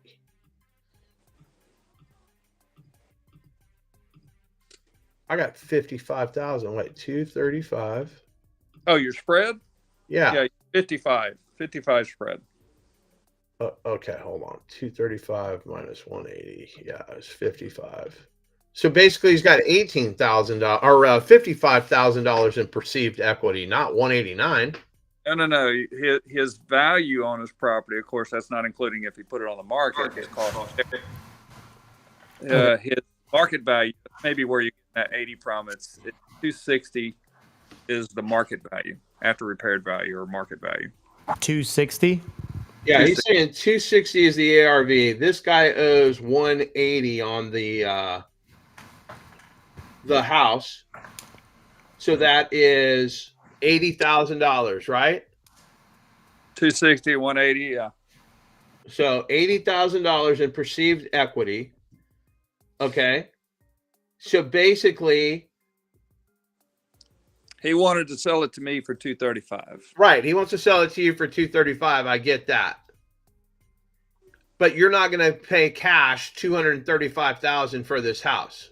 Correct? No, it doesn't work for me. Right. There's no way that it works for anybody else too, unless they're the end buyer. And that's what he's looking for, is an end buyer. This is something that you coming in as an investor are trying to make pencil. So it's $1,719 a month if I take over his payment. Mm-hmm. The rents in the area are $1,900. There's not enough cash flow there to make the deal pencil, no matter what I do. That's not even putting any money in his pocket. If I just took over his payment, if I'm only making $200, less than $200 a month, positive cash flow, the water heater goes out. My entire budget, the $2,400 that I made for the year on this property, like it just does not pencil. So if I was to come in and this thing was worth 260 ARV, I'm probably, as a cash buyer, I'm not more than $150,000 cash. I'm an investor. I have to make money. Okay, even if I bought this house at $200,000, put it on the market for $260,000, sold it after closing costs, I make $20,000. I'm going to make a 10% spread on my money. Yeah, it doesn't pencil. What about the other option that I was seeing on some of the Zooms where you assign it to somebody for a subject to, and assign it to them higher, and it's an end buyer that actually lives there. Okay, so let's walk through the math on that. You buy the house for $230,000. How much money are you going to put in the seller's pocket? Actually, he was receptive to just starting to make the payments on the 55, the spread on between 180 and 235, as long as he could pay his RV note. Okay, but I've got to give him X amount of dollars down. How much money does he want? There again, I'm just telling you, he did not want any money down. Okay, so no money down. And I start, what interest rate is he willing to accept? Because we can put this deal together. If he's got no money in his pocket, no money, we don't have to put any money in his pocket. We're going to cover the closing costs. He's got $55,000 in perceived equity. I'll put 0 here. What interest rate? What he go? Actually, that's what I threw at him, was 0 interest on his 55. And he's okay with that? He was okay with it. He wants just to cover the payment on his RV. That would basically be $188 a month. Oh no, wait, I have property tax in there too. Delete. So 152 a month. So let me see, 152. Wait, 152. And what was my number? 1719. 1719. Let me see here. Clear 1719 plus, what did I say? 152. that right? Yeah, 152. What's So the now one? I'm at What's 8. 152? I'm sorry. What is the 152? What's I that? took $55,000 with zero down for 30 years at 0% interest. It's $152 a month. I don't think he's going to be that creative of running it out 30 years. Well, then we put a balloon payment. It's going to be amortized over 30 years with the balloon payment. So what would you? I mean, I'm trying to make this deal work. Here's the So deal. that's probably, the 8 to 10 that I'm hearing is Okay, well then we would have a balloon payment. I don't have the amortization schedule in front of me. Well, let's just do the math.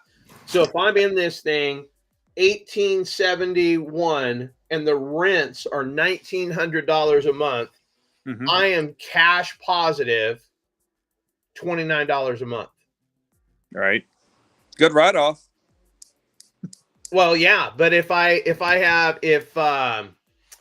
the taxes in Texas, they shift all the time every single year. So next year I could be upside down on this thing just because Texas wants to charge too much for taxes for property tax. Welcome to Texas. Yeah. So I mean, it doesn't financially pencil.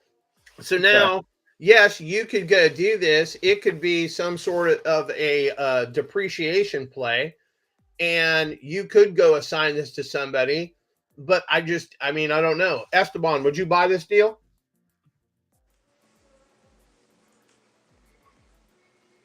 I think he's on the other line. Yeah, no, I wouldn't buy it. It wouldn't make sense. So, yeah, it doesn't cash flow. If you really want to make it work, like the best bet is probably just finding a wrap buyer. That's what I was And thinking. Wrap buyer. Just a wrap buyer. Even then, I think the numbers they'll pencil out. But me personally, it just doesn't check off all my checklists. Like for me personally, the stuff that I want to buy, it needs to cash flow at minimum as a long-term rental. A minimum 12% cash on cash return. Nothing higher than a 4% interest rate. I only do 10-year balloons minimum. And then $100 cash flow for every 10K of an entry cost. So if I'm 40,000 into the property, I need to be roughly $300 or $400 monthly cash flow after expenses and all that. Yeah, and then you got to have your 20% war chest. Yeah, and you got to give me the login too for Investor Lift. I don't have that. It's very refined, like buy Text that block, to me. but it just makes sense, like because I can do so much with that. I can wrap it. I can keep it as a long-term rental. I can assign it. Like deals like that go left and right. This one, yeah, it'd be really hard to move. Okay. Unless you just, like I said, wrap it, that would be the easiest way. Or you can just get it under contract and then just assign it to a wrap buyer. A homestead buyer. So that'd probably be the best bet. Do you have anything else? Second.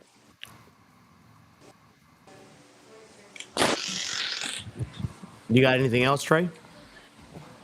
I think I lost you there for a second. There we go. Are you back? Yeah, we're here. Like VD. I think he's losing a connection.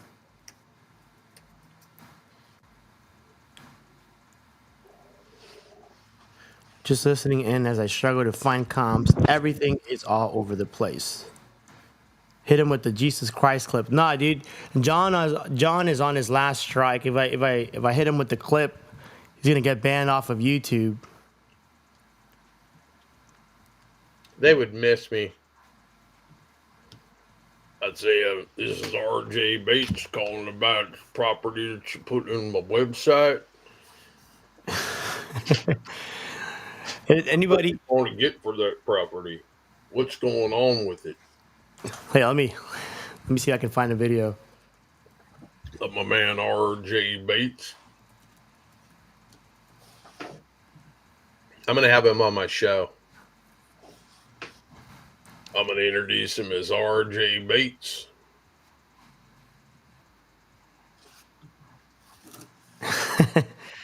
I found it. All right, let's see. Have him do one of his seller calls. That's his thing.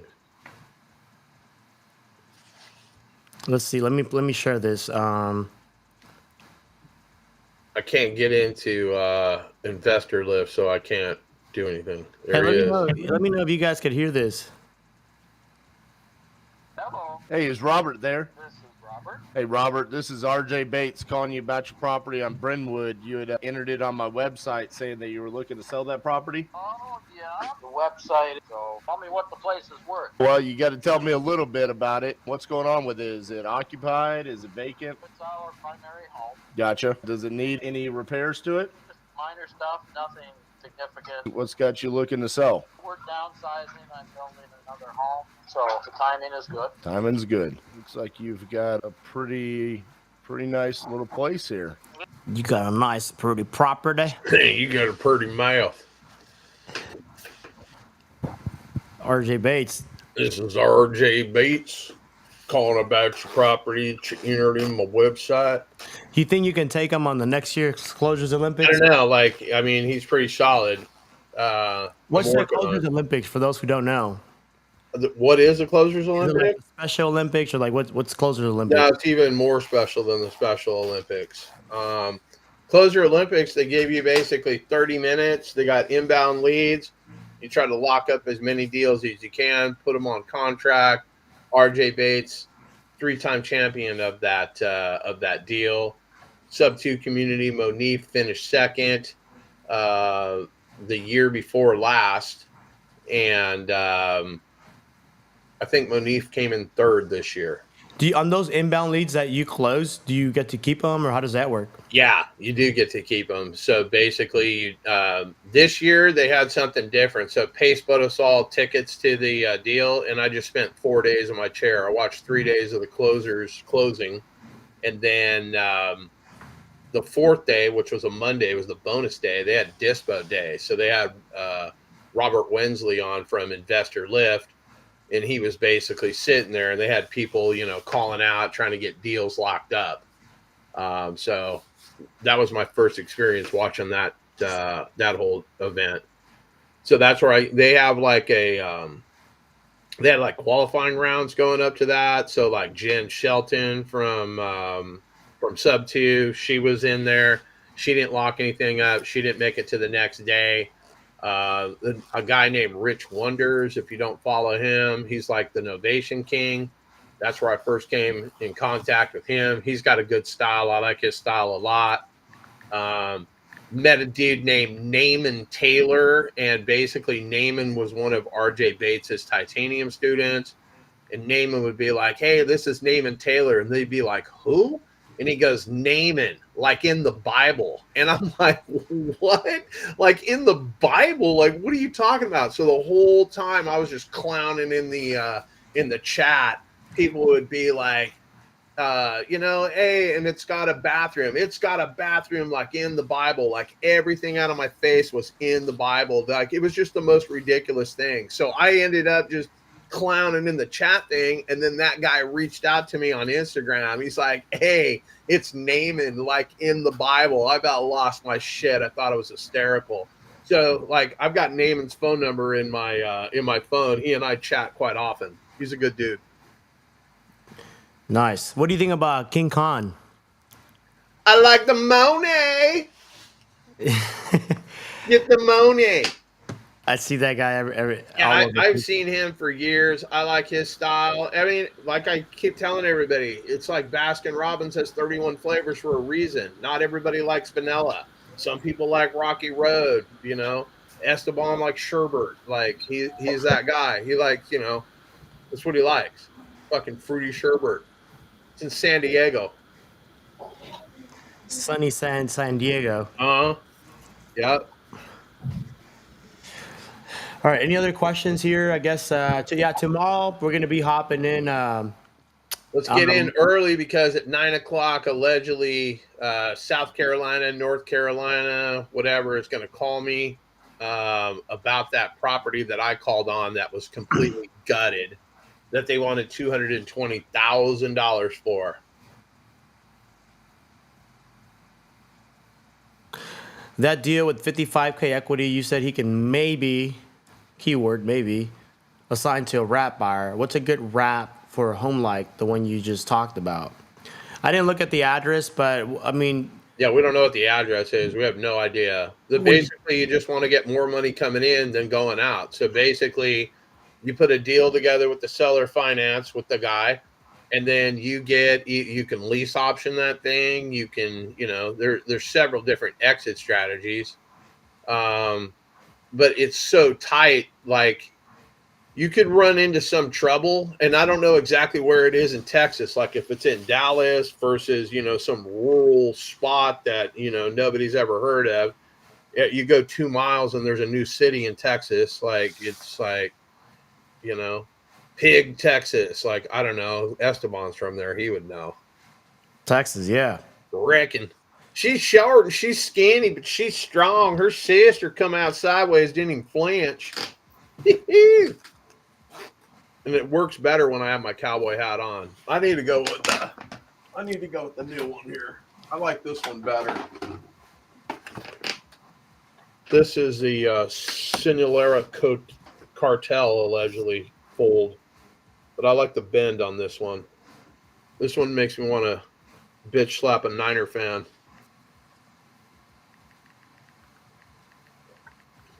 All right. So tomorrow morning. Yeah, tomorrow we're going. Well, I'm bringing in that lender. Remember, Kathleen?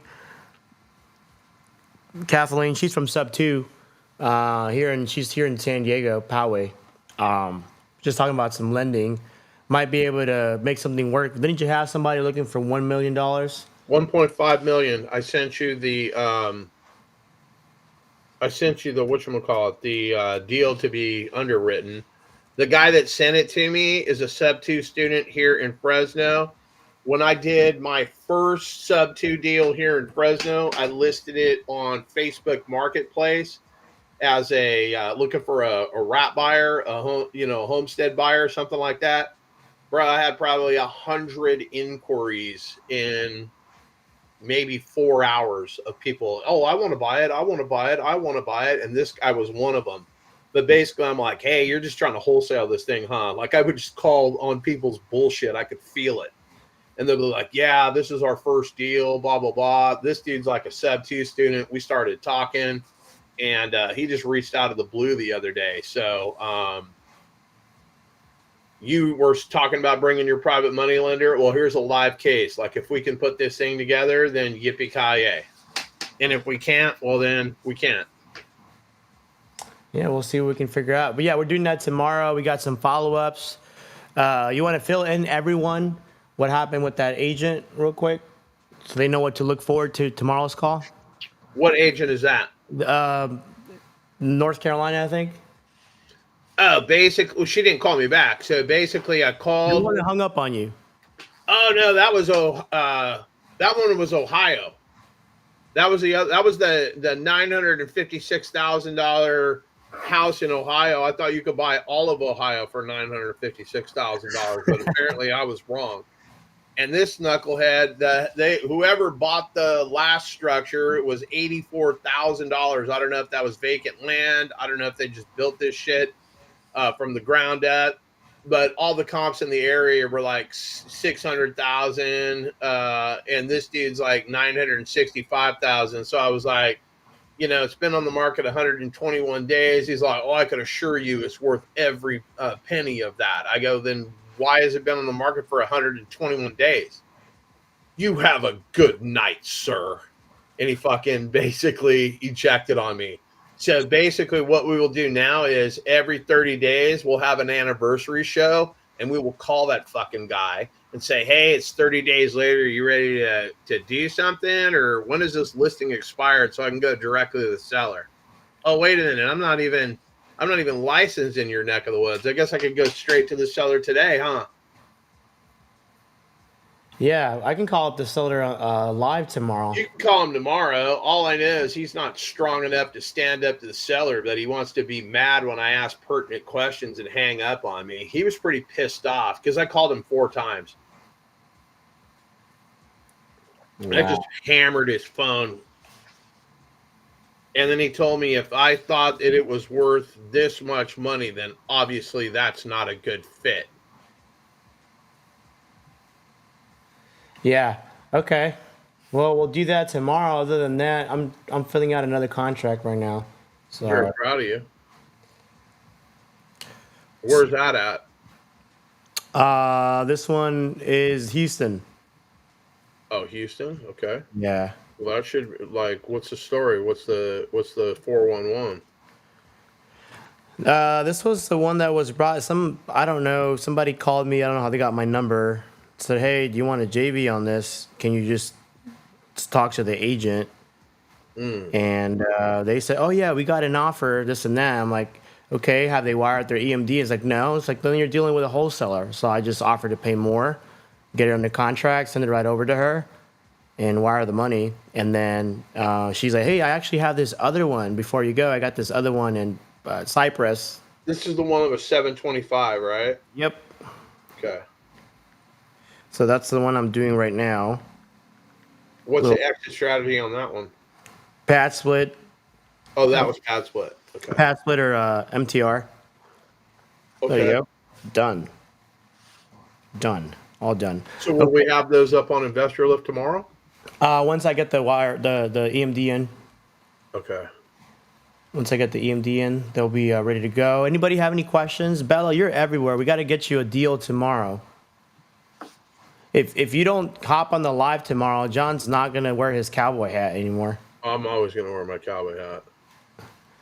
Hey, some guy wants to view the property on Salisbury Street there in Missouri. What are you reading this off of? Investor Lift, because I just got access again. Oh, okay. That deal right there. What is the story on that? Can we even show that thing? Dude, every time I have to log in now. What is going on? I think that's pretty much it. Okay.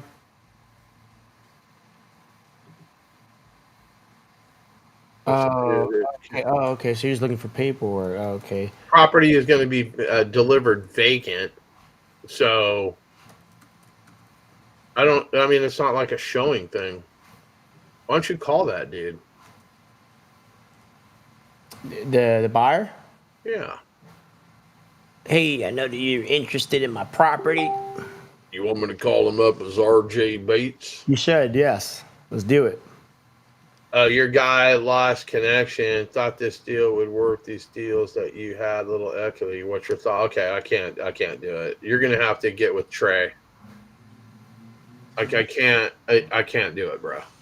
I can't. I can do a low equity deal. Like, but that deal doesn't. I don't know anything about that deal. I don't know any pictures. I don't know where it's at. Like, I basically just structured a deal. It's a low equity deal.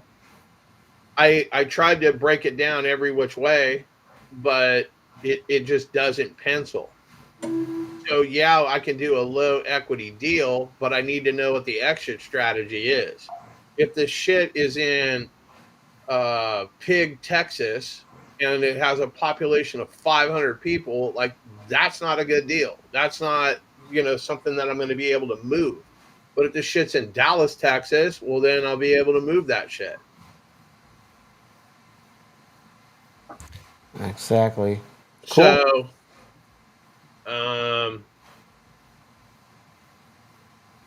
I mean, why does this guy got to get in to see it? We don't even have any photos up. That's why this guy wants to get in and see it. Like, beat your team with a wet noodle.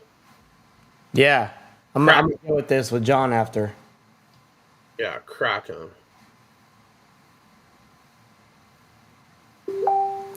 Rudy, what are you using to skip trays? Good question. Limitless Data Solutions is pretty good. That's the one I've been using. Or PropStream. For the most part, PropStream is okay. I don't really skip trace lists in bulk. I'd rather just pay for a list that already comes skip traced. So that list, I'll get it from Limitless Data Solutions, or I'll deal with like on market stuff. So I don't really have to worry about. You want me to call this buyer and see what the fuck he wants? Like, where are the photos for this thing? I don't have the Trello login. Let me see. You're not on Trello? I was. But when I cleared my shit, I don't know what I was supposed to do. You want to send me the login for that? You should have your own login. Let's try it. I'll open it up here. Hold on, let me see if I can get in here. Which one's this one? Okay, I'm in that. Let's see. Do I have the other Trello? That's a Cash for Homes. Yeah, I don't know why I'm not in that one. We got one in. Did you see the one we got in Reading? No. Hold on. So let me see here. Properties. Okay, dude, every time I keep getting kicked out of this thing.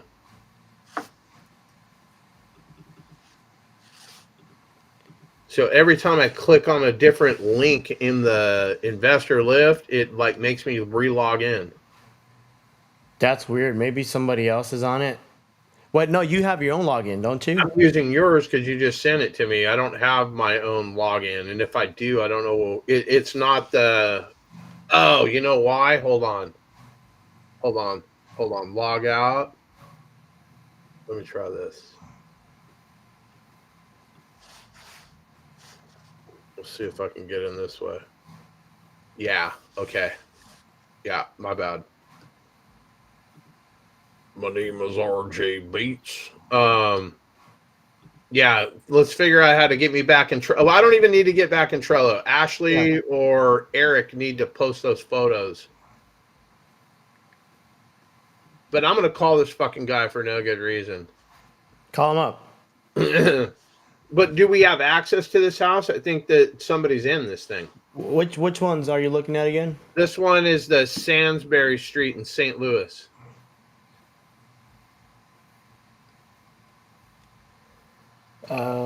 St. Louis. I think I put it in the. Did I text you? Oh, I see. Okay. Oh yeah, on this one there's a pretty good spread. This one's a JV deal. Okay.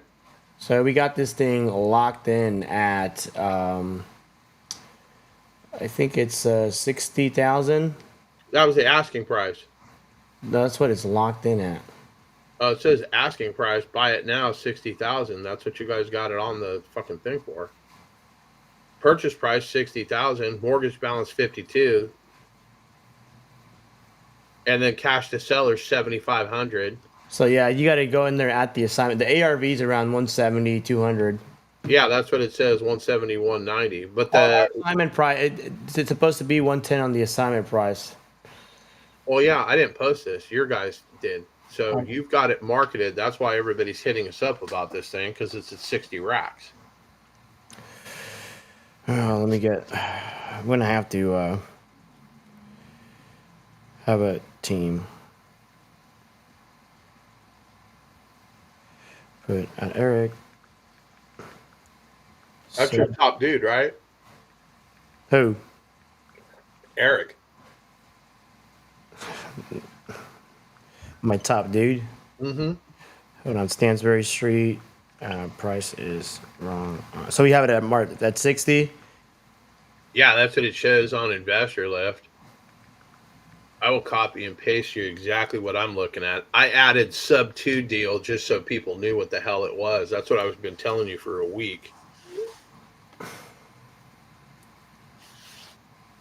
So this thing just doesn't financially pencil in my eyeballs. Like, I don't know how we're making any money with that post. Well, we'll talk about this one outside the live. Okay. Well, you want to kill it and get on this shit so we can, or what do you want me to tell? Like, I can't even call this guy. Call him up. Get his buy box. Just show people He wants to get in. We've got a tenant in place. So other than getting in, what else can I tell you about this property? My team's putting up the photos right now. I don't know what happened there, but am I telling him this shit's $60,000? Yeah, that's what it's locked into the seller. Yeah, so we got a problem. So it's a cash deal. I'm not sure why they put the PITI, so that's where the VA got confused. It's a cash deal. Okay. And it's locked in at 60,000. Uh-huh. There's a mortgage. We're trying to sell it for 110. There's a mortgage of 52.5. So at close, seller gets 7,500. We're signing it for 110. It needs 30K of work. So whoever buys it is going to buy it at 140,000, and they'll have between 30 to 70,000 K spread. Yeah, we got to fix that. No sense in calling this guy. That's who I was talking to today. That's why everybody was hitting me up about this one. We'll get it fixed. But anyway, yeah, I think that's it. Oh, Rudy, we're about to hop off here, bro. Oh, you're sideways. There you go. How you doing, Rudy? Doing good, man. I'm doing good. I'm getting ready to start making some phone calls tomorrow. All right, let's do it. You gonna hop in the live? I'm gonna hop in the live, baby.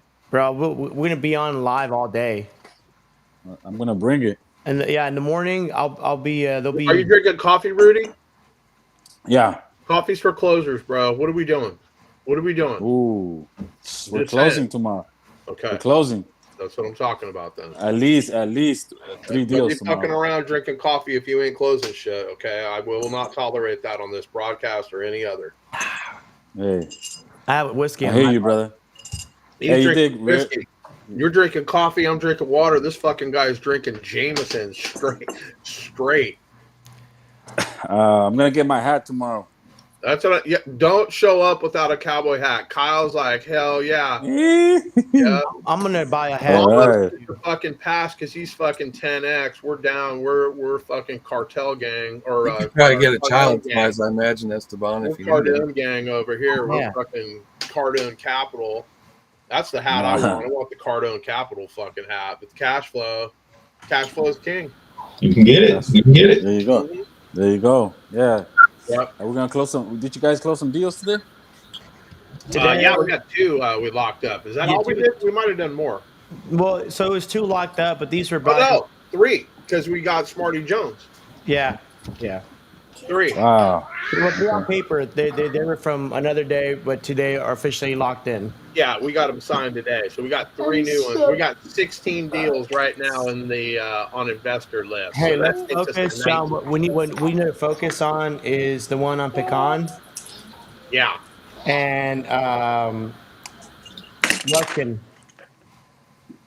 The one in Ruskin, Florida. Those two we need to market those pretty heavy. All right.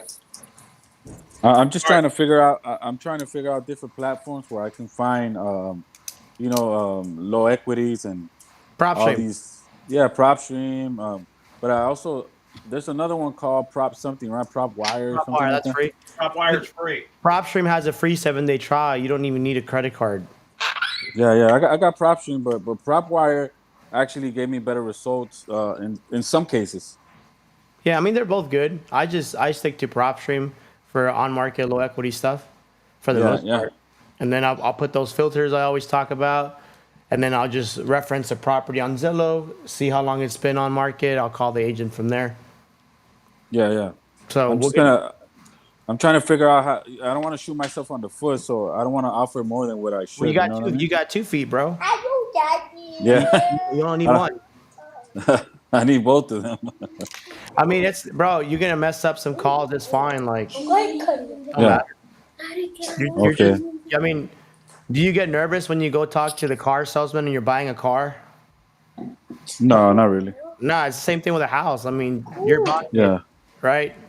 Yeah. You just got to know how to negotiate and what you can offer. You got to know what is a good deal and what is not a good deal, right? If it's a low Right. equity cash deal, is not going to make sense. You know, low equity deals, you want to get them at a 10% entry price. Yesterday, I broke down the entry price. It's 7 parts. You know, there's 7 things you got to pay to close on the property. You add that up, it should equal to 10% of the purchase price. And you want to cash flow about $100 for every 10K. So if you're 40K into entry price, then ideally you want to cash flow about $400. Even $300 would be good. And then you want to make rates not higher than 4 or 5% interest rate. You want to make sure it cash flows at minimum as a long-term rental, meaning the rents in the area need to be higher than what the PITI is.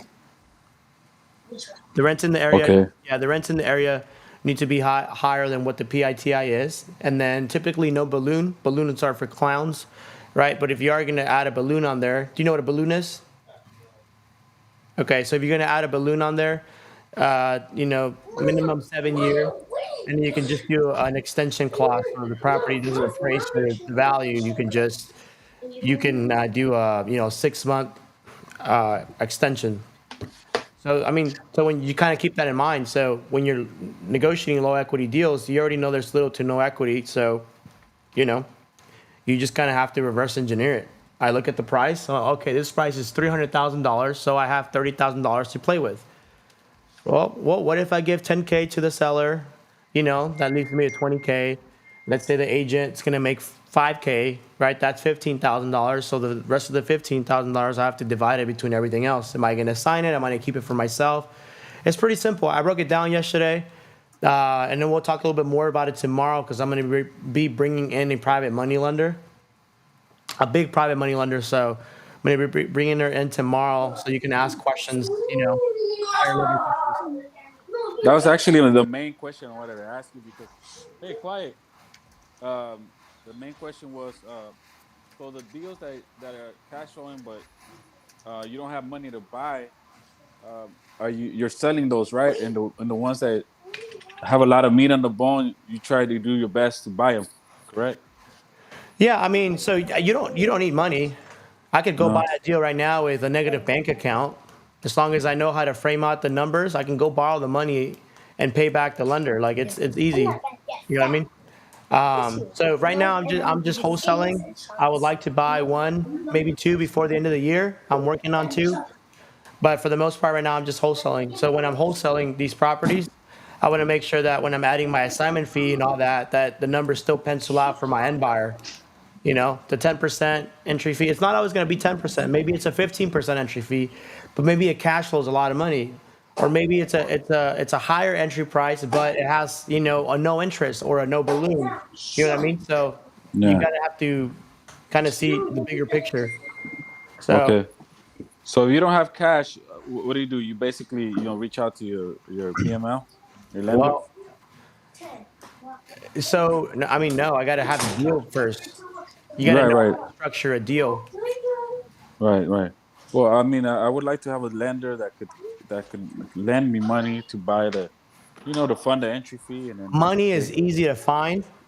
You just got to put the deal together. But a lender is not going to want to talk to you if you don't have the deal together. They have money to give, not like time. You know what I mean?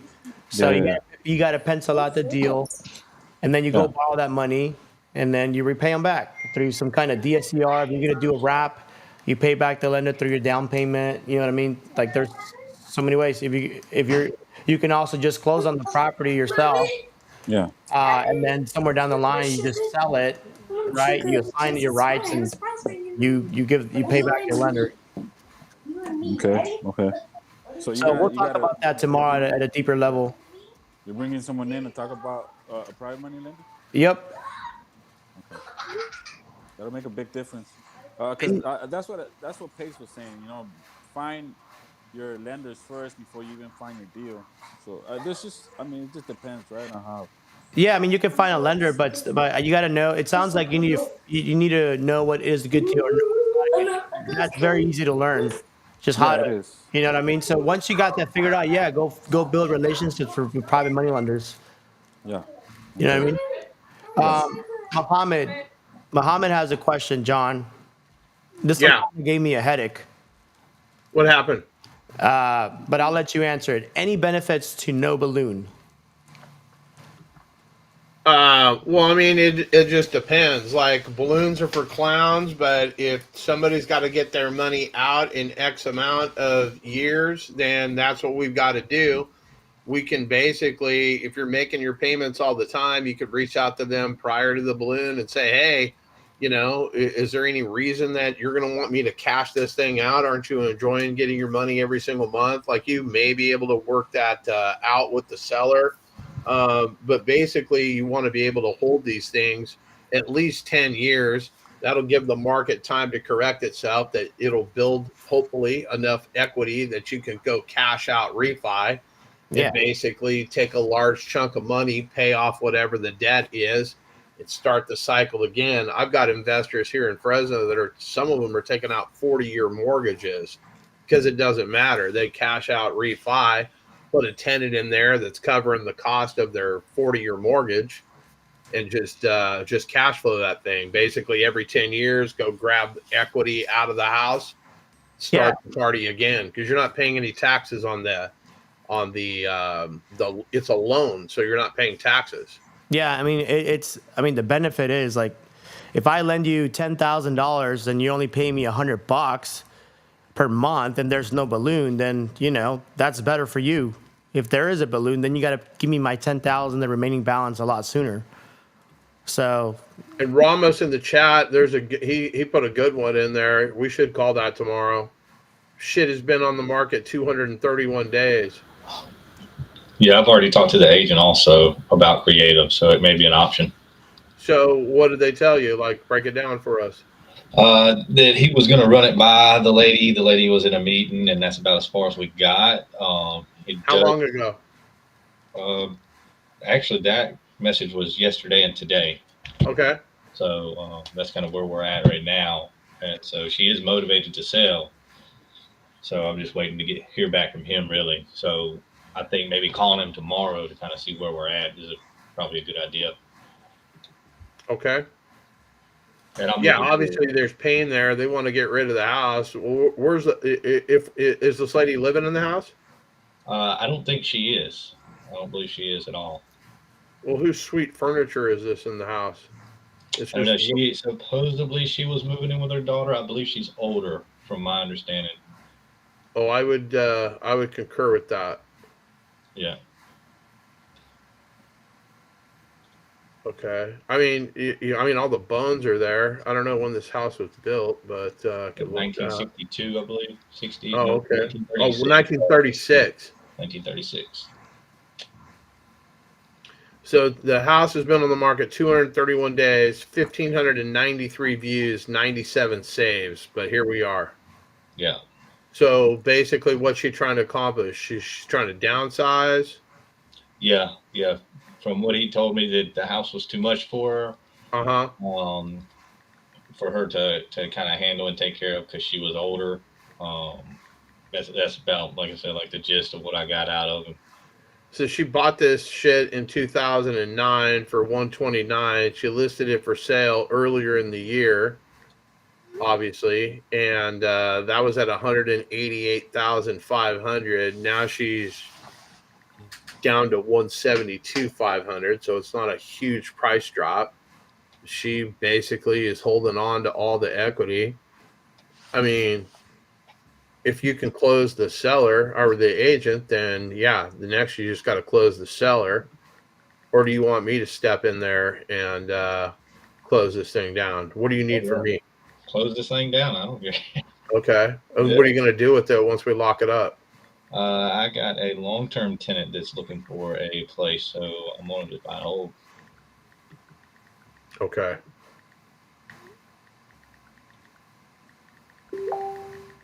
Oh, fuck. Muhammad's on a Pixel 8 right now.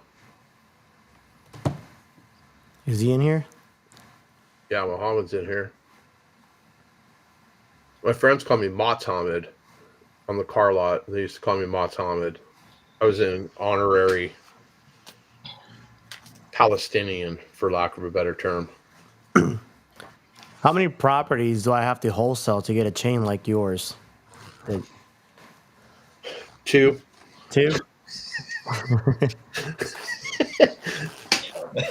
Yeah, it's not all that. The Django chain. Well, it's my Run DMC starter kit. There you go. And then I got my Jesus Christ. I wish I could play the video. Be a baller if you ain't got that dollar. Yeah. They call me 2 Chains. Tomorrow I might bust out in my other chain that I got in there. Like, I got another ridiculous chain to rock. I'll be fucking 3 chains in this motherfucker. Oh, I'm sorry. Were you talking, Rudy? Like, if we have a lead, where do we send you guys to? That is a good question, my friend. Yeah, because you can't send it to my website because my web designer fucking fucked it all up. No, it's not fixed. Hold on. Let me fix it right now. Gotta fire that website. No, that shit is broke. Designer. That shit is broke. Yeah, I'll fix this right now. Hold on. Jesus Christ. My investor list doesn't even work right now, dude. I see your computer, man.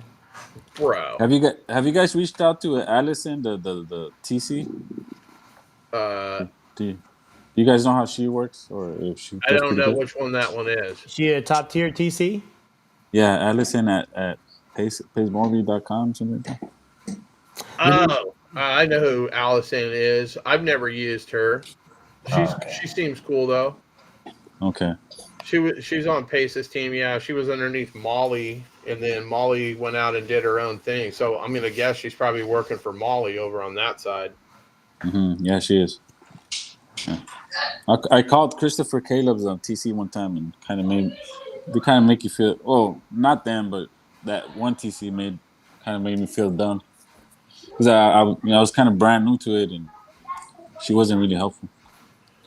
Yeah, Christopher Caleb, they're doing one of our deals right now. It's a HELOC that we're taking over, and it was a little bit more of a complex transaction. So the team that we have, none of them wanted to touch it. The other problem is a lot of these TCs, they don't want to fill out the contract. Oh, it's a liability for us. Like, well, what the fuck am I hiring you for? Yeah, they don't really want to help you.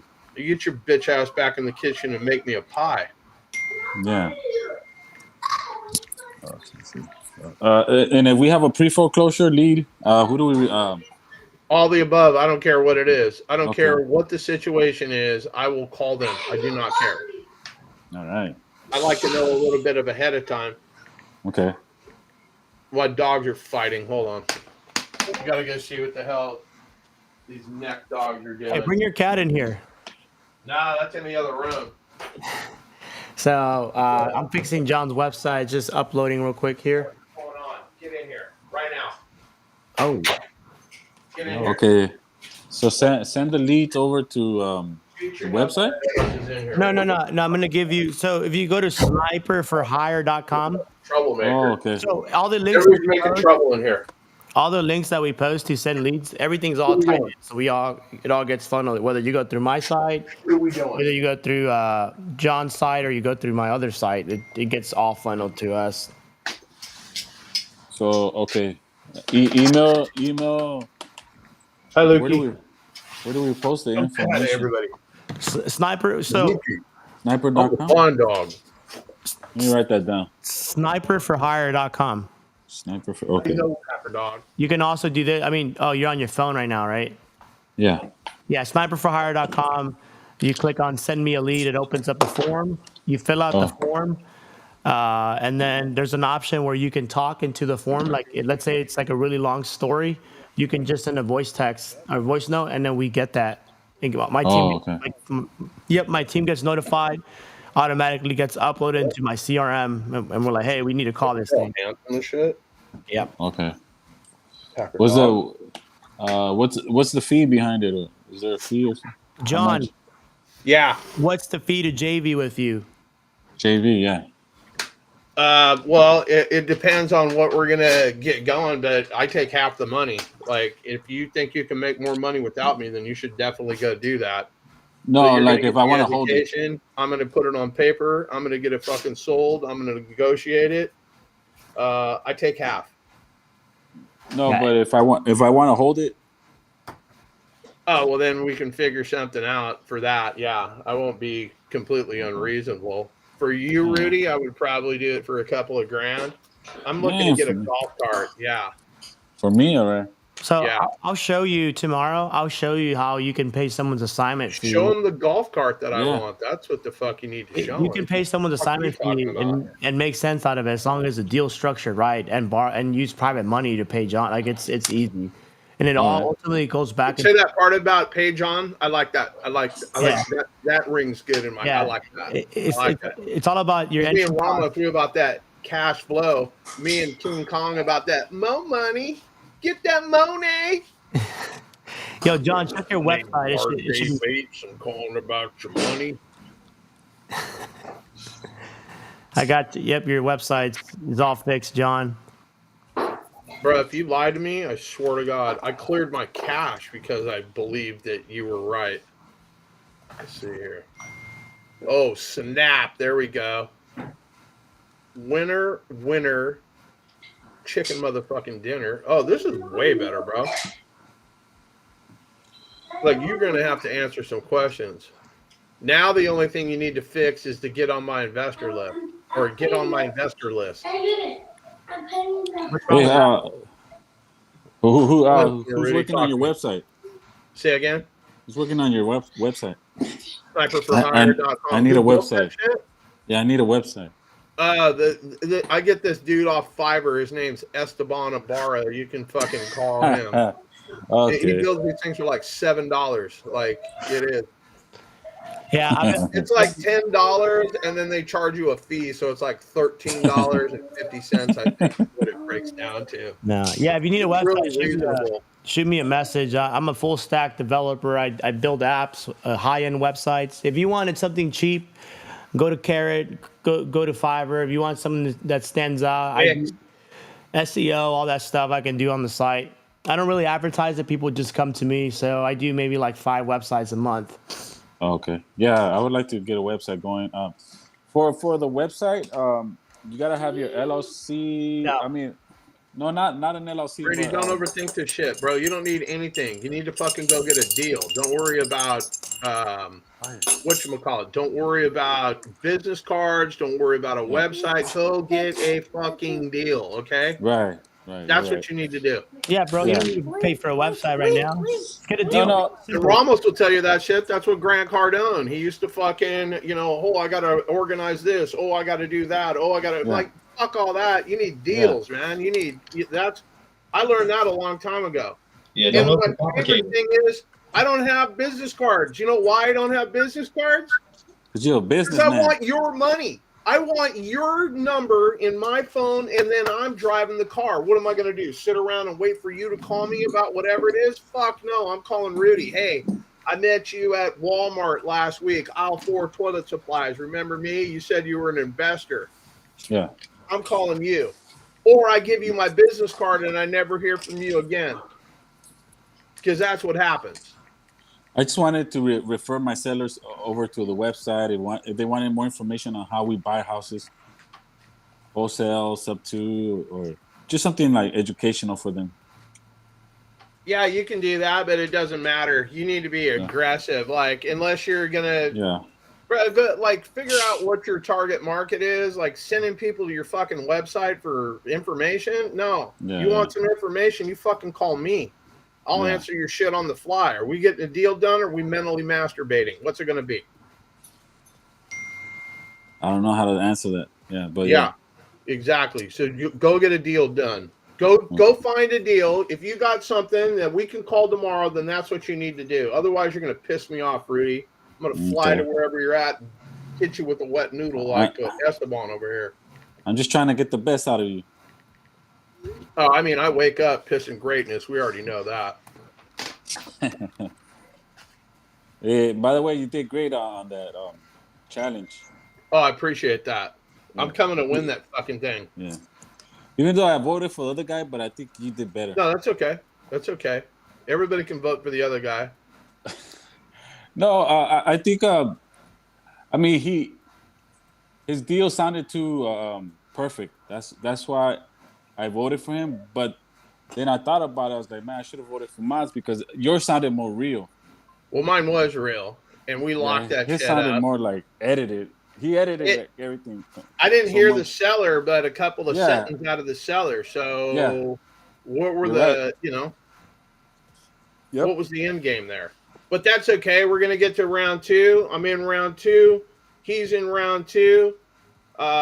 It's gonna be role playing and all that shit. I'm telling you right now, I've already purchased my ticket to go to fucking Phoenix. So whether I'm in that competition or not, I'm gonna be in the fucking building. I'm coming to fucking play golf. I wish a motherfucker would not put me in the final 8. Well, I was I'm trying to tell going the there and I'm guys. fucking devouring people. Pace Morby better fucking recognize. It's on like Donkey fucking Kong, son. Well, I was trying to tell the guys.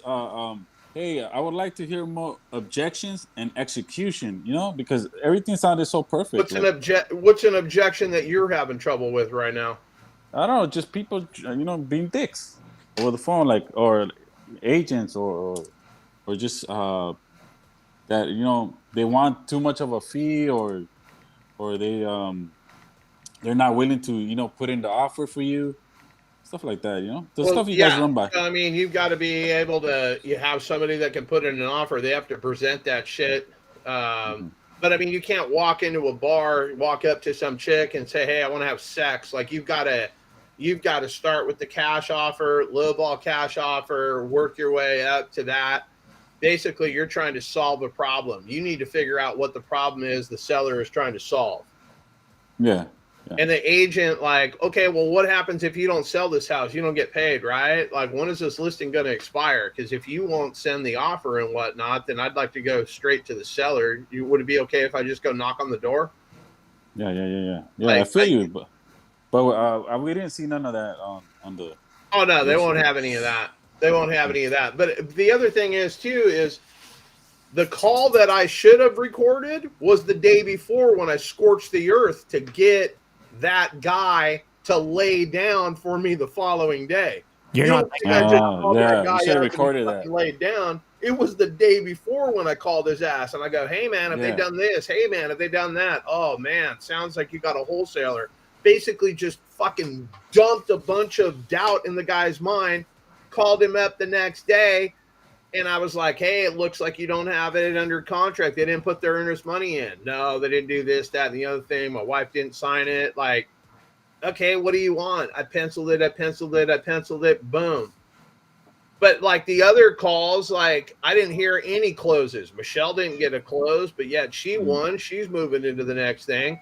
That other guy, he didn't get a fucking close. He sold an appointment. Well, that's really all you want to do when you're on a call as a salesman. I want to fucking sell an appointment. Right. So I didn't even know what the hell he was doing, but okay. Was it Armando or some shit? I don't know. Yeah. But hey, props to him for being in the competition. Like, a lot of people can fucking talk shit from the fucking stand. There's only a few of us that are out here on the field. I'll take all the verbal abuse you want. Bottom line is, you're watching me. I'm like Monday Night Football, baby. I'm the only show in fucking town. What's up? And there's people on this stream right now that, think that I don't even know what the fuck I'm talking about. There's other people that go, "Oh no, this guy does know what he's talking about." Again, 31 flavors. I'm not everybody's flavor, but I can assure you, I'm getting fucking deals. I'm getting fucking paid. Next. Yeah. I'm getting deals when I'm not even getting fucking deals because Esteban's got fucking deals going in the back and all that shit. Like, we have fucking shit moving at all times. And we're just tuning our shit up. We're firing. We're cutting off the fat of this whole deal and we're moving the deal forward. All I need to focus on is talking to sellers, and we're going to do more of that tomorrow. Today I was a little spread thin because of my doctor's appointments and all that shit, but tomorrow we should be good to go. I've got a 12:15 tomorrow to go look at $1 million property here in Fresno they want me to list. So I'm trying to balance all of this shit. You were saying that being a real estate agent can get in the way sometimes of being a wholesaler? Okay, so basically I go to... Is that correct? I go to you as an agent. I'm trying to, talk your seller into seller finance. You tell me, no, they're not interested. Well, as a licensed agent, I can't go around you. That's an ethics violation. You've got a contract. I've got an ethical obligation to respect your contract. I cannot go straight to the seller. But Rudy could, because he's not an agent. He can go right around me. Hey, you won't present my offer? Hey, Mr. Seller, your fucking agent won't present an offer. I had a solution. I wanted to send a cash offer. He said that wouldn't work for you. Probably won't work for you. So I wanted to give you a full price offer, but he didn't want to present that. You got a few minutes to hear what I got in mind? Yeah, what's going on? John. Yeah. You're not that guy, pal. I am that fucking guy, bro. You're not that guy, pal. Trust me. You're not that guy. Okay. I am that guy. It doesn't fit because you're downloading it? Is that what the deal is? No, it's a video from TikTok, so it comes out looking weird. Okay. I just had to let you know you're not that guy. I am that fucking guy. We'll see tomorrow. Yeah. Anyway, I gotta call my girlfriend. We're gonna have a date. I'm gonna move over to Fresno. I'm gonna buy that. See your Uncle John. Don't move over there, man. Yeah, no, I was just did it for the live. I haven't even messaged her, but I can make sense out of the deal if we get good terms. So, all jokes aside, we'll see what we can come up with tomorrow. Oh my god, I can't wait till you call her. It's gonna be amazing. Oh my god, like you're an investor? Oh my god, no way. This is RJ Bates. Oh my god, RJ Bates. Like I could do a whole comedy routine on that, just her voice and RJ Bates. Hey, so you think you got the second round? What's that? You think you got the second round? I don't even know what it's going to be. It's going to be something. Here's the deal. Like, it's going to be something crazy that you're going to have to adapt to on the fly. And I'm pretty damn good at adapting to shit on the fly. There's some shit that I come up with on the fly. Like, that was pretty sick. I'm going to hold on to that. So, like, I like to just fuck with people. So sometimes people will say, hey, how'd you get my phone number? You know, blah, blah, blah. Well, I grew up as a carny. And I worked at the circus guessing people's weight. And then basically I just started guessing people's phone numbers. How did I do? It's going to be like, you know, they're either laugh or whatever. But like I always say things that are different because I try to break up patterns. So, for instance, if you called my cell phone, hey, this is John, blah, blah, blah. Hey, have a decent day. Let me play your voice. I always tell people to have a decent day. So, like, the doctor called me this morning. Hey, and you have a decent day, as you say as well. Like, people say that shit. Or when I called the South Carolina, Esteban's calling me. So I want to hear your voicemail. Hey, thanks for calling. You've reached the voicemail of John Mossenbacher. There's a 100% chance I am on the other line. For the fastest response, please text me. Otherwise, have a decent day. Fucking decent day. Not a great one. No, fuck, dude, that's a lot of pressure. What if I say have a great day and you had a decent day or a shitty day? Like I set the bar fucking low so you can trip over my fucking day value. Poor Dorothy. What we got? Dude, probably the Taliban's probably got her. Oh man, do you guys know who Dorothy is? No, they weren't here for Dorothy. I'm gonna put the link in the chat so people can watch that live. Let me find it.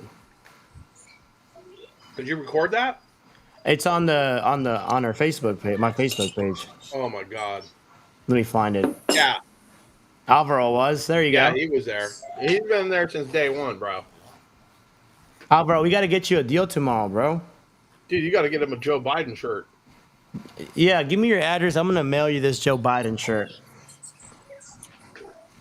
Let me find it. I can wear that on here with my cowboy hat. This hat right here, this is the absolute beater hat. I got a shitload of these, but this one's just absolutely, like, you can't even feel it's all rough and whatnot right here. Like, I keep taking it off my head. This is like the yard work hat now. My name's RJ Bates. But I got a couple in the other room that are like $400 a piece. I spent some stupid money on these hats. I'll have to wear my Raider cowboy boots one day for you guys so you can see the custom boots that I had made. Pythons, number 12 on there for Kenny Stabler, the snake. You know what's up. Hey, did you ever have anybody make you a hat? No, but I've seen that shit online. Yeah. No, I'm like bro, I live in Fresno, California. Like, I got Boot Barn. Okay, like I don't have like a plethora of places to go buy hats and whatnot. And I don't remember where it was in Clovis. That's a little city that's just outside of Fresno. That's a little more neck than Fresno, but that's where I bought my Stetson 20X hat. And that shit was like $427 or something stupid. And then I got 20X the size. What's that? Yeah, 20X the size. Yeah, my head's tiny as shit. And that's another thing. You got to go try hats on. You can't 6 3/4, 7 1/4. Like, what is it? It's A or fucking B, but it just depends on who makes it. So I went and looked at. I wanted a black straw cowboy hat. Because you can say goodnight to the bad guy. Okay, I need a fucking black hat. But Hey, Mark, can I ask you something? What's that? Hey, can I ask you something?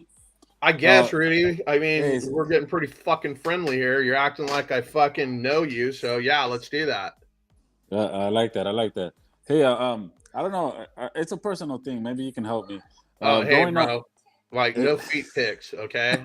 Esteban was trying to build me only feet, and I was like, no, bro, I'm not going to be on that website. Like, he was trying to, like, nah. No, growing up, I was kind of spontaneous and sparky like you, you know. And What and happened? I had this charisma, but people, when you're young and people try to tell you, to calm down. You're too wild. You're too loud. Yep. You're too extreme, and that kind of got in the way of developing myself, of my development. So, what did you do, bro? What did you do to keep that fire, bro? Well, I'm an only child, so, I just did whatever I want. I played a lot of sports growing up. I played soccer, baseball, basketball, and everything. I never really gave a fuck what people thought of me. Like, I was always, I was always kind of the class clown. I would talk crazy shit. My parents wanted me to be a lawyer, a doctor. I just ended up, being a salesman. I've only had one hourly wage job. Like, my parents bought me the Eddie Murphy album. So, like, I was watching Eddie Murphy Raw and Ridiculous and everything. I wanted to be a fucking comic growing up, but my dad fucking pissed in my cornflakes and told me, hey, there's no money in that shit. And that's basically what I wanted to do. So I get, where you're coming from and whatnot. But I don't know. Years ago, I just, like, Charles Barkley once said 50% of the people are going to hate you, for acting. If you act like something that you're not, 50% of the people are going to hate you. And 50% of the people are going to like you. So you might as well get down. You might as well act like you normally are, because half the people are going to hate you anyway. So I've always run under that. A lot of people don't like that I cuss as much. I just like to say to all those people, fuck you. I don't care. Like, I don't care what people think.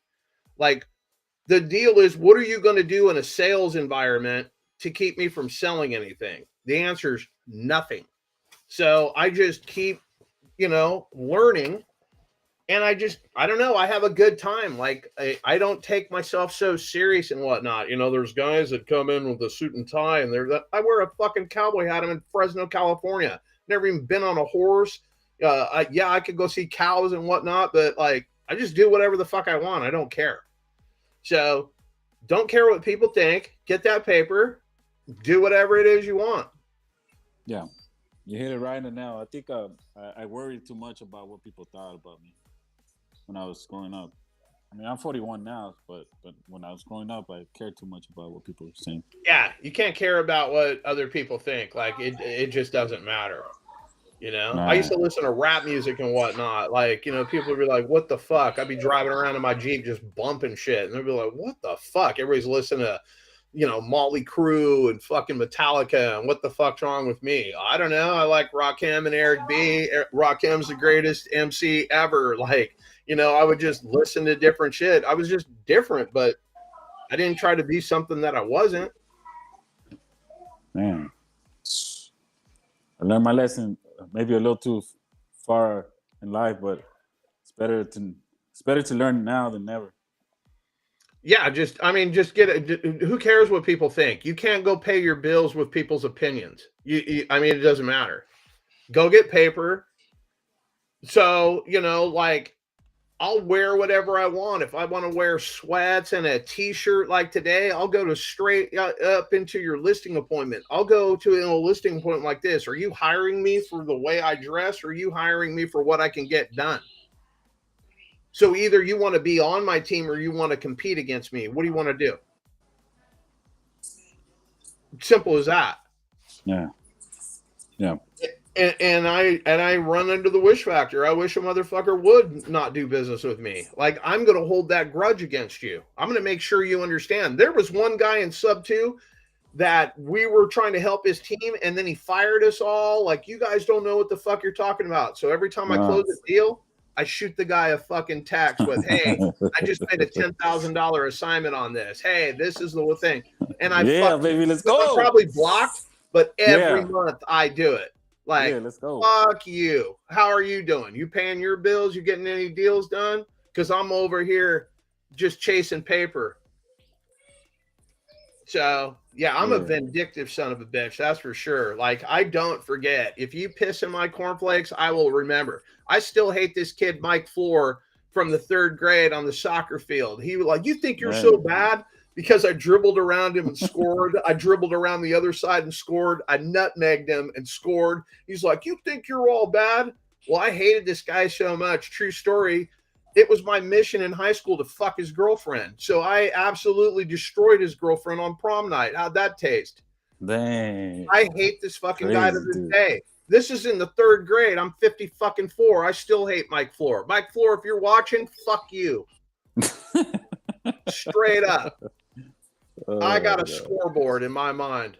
So yeah, if you piss in my cornflakes, it is what it is. I'm a different breed when it comes to that. I use that kind of stuff as just fuel. I'm Mario, pretty I sure you got appreciate yourself that, in man. trouble. I am a top G. But yeah, do your thing. What? Bro, what are you talking about, man? That's what I'm talking about. That's exactly what the fuck I'm talking about. Yeah. All right, Esteban, what else you got? We're gonna That's have pretty to- much it. Appreciate that, man. Hop in tomorrow on the live. We'll be bringing in some private money lenders. Mario on the YouTube. He's one of the Pace Morby students, and he's a Gator lender. So let's say you got to get a deal under contract, and just to show you're serious, you need to put in EMD. Let's say you need to put $5,000, but you're going to make, say, $12,000 on the assignment fee.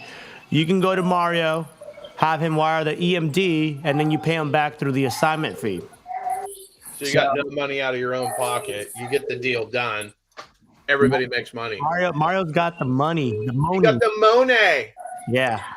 You got Yeah, that I can money. be a Gator too. I can be a Gator too. There you go, man. Yeah, paper up. Paper up. Okay. He's going to come in tomorrow. We can talk about the RV. I bought an RV from Mario. It's subject to. I rented it out on a fire, on a wildfire. And also, I'm going to be traveling in it next year, buy some real estate in a couple states. I'm going to put it all on YouTube and stuff like that. I also bought a car subject to. You can buy anything subject to. So, are you using the same purchase contract to buy cars? The real estate and cars, completely different contract. Different, yeah. Oh, Yeah. okay. Yep. Okay, get out. But we have those on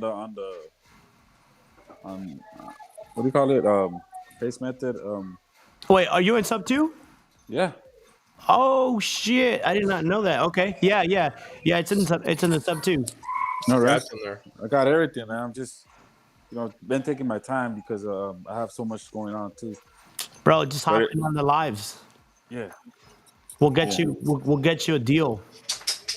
We're gonna get a deal this week. Easy, bro. Yeah. People are calling me up, be like, "Hey, can you lock this thing up to me, like for me? Like it's that simple." Right. There's no secret script. No nothing. No secret mentorship. No special CRM. None of that. Got a property added? Huh? We just got a new property added. Oh, is this the one Eric locked up? Yeah. What up? I don't know if anybody can hear me. We can hear you. Who's this? I didn't do it. Audience yet? Who's talking? It sounds like me on an old broadcast. No, he's trying to be humble. Mario can buy Motz's golf cart, no problem. What's up? Yeah, hey, you haven't connected Mario. He's a sub 2 student. He's cool. I bought my RV from him. We've been chopping it up for a while. He's up in. I don't know what I'm doing. I don't know if Hey, that's somebody playing our video from the other day. He is up on the home of the potato, right, Mario? Idaho. Idaho. You know how Mario gets his money? He's got like a potato farm. He's got like 30 acres of potatoes. Oh, nice. Yeah. I got a friend that makes potato vodka.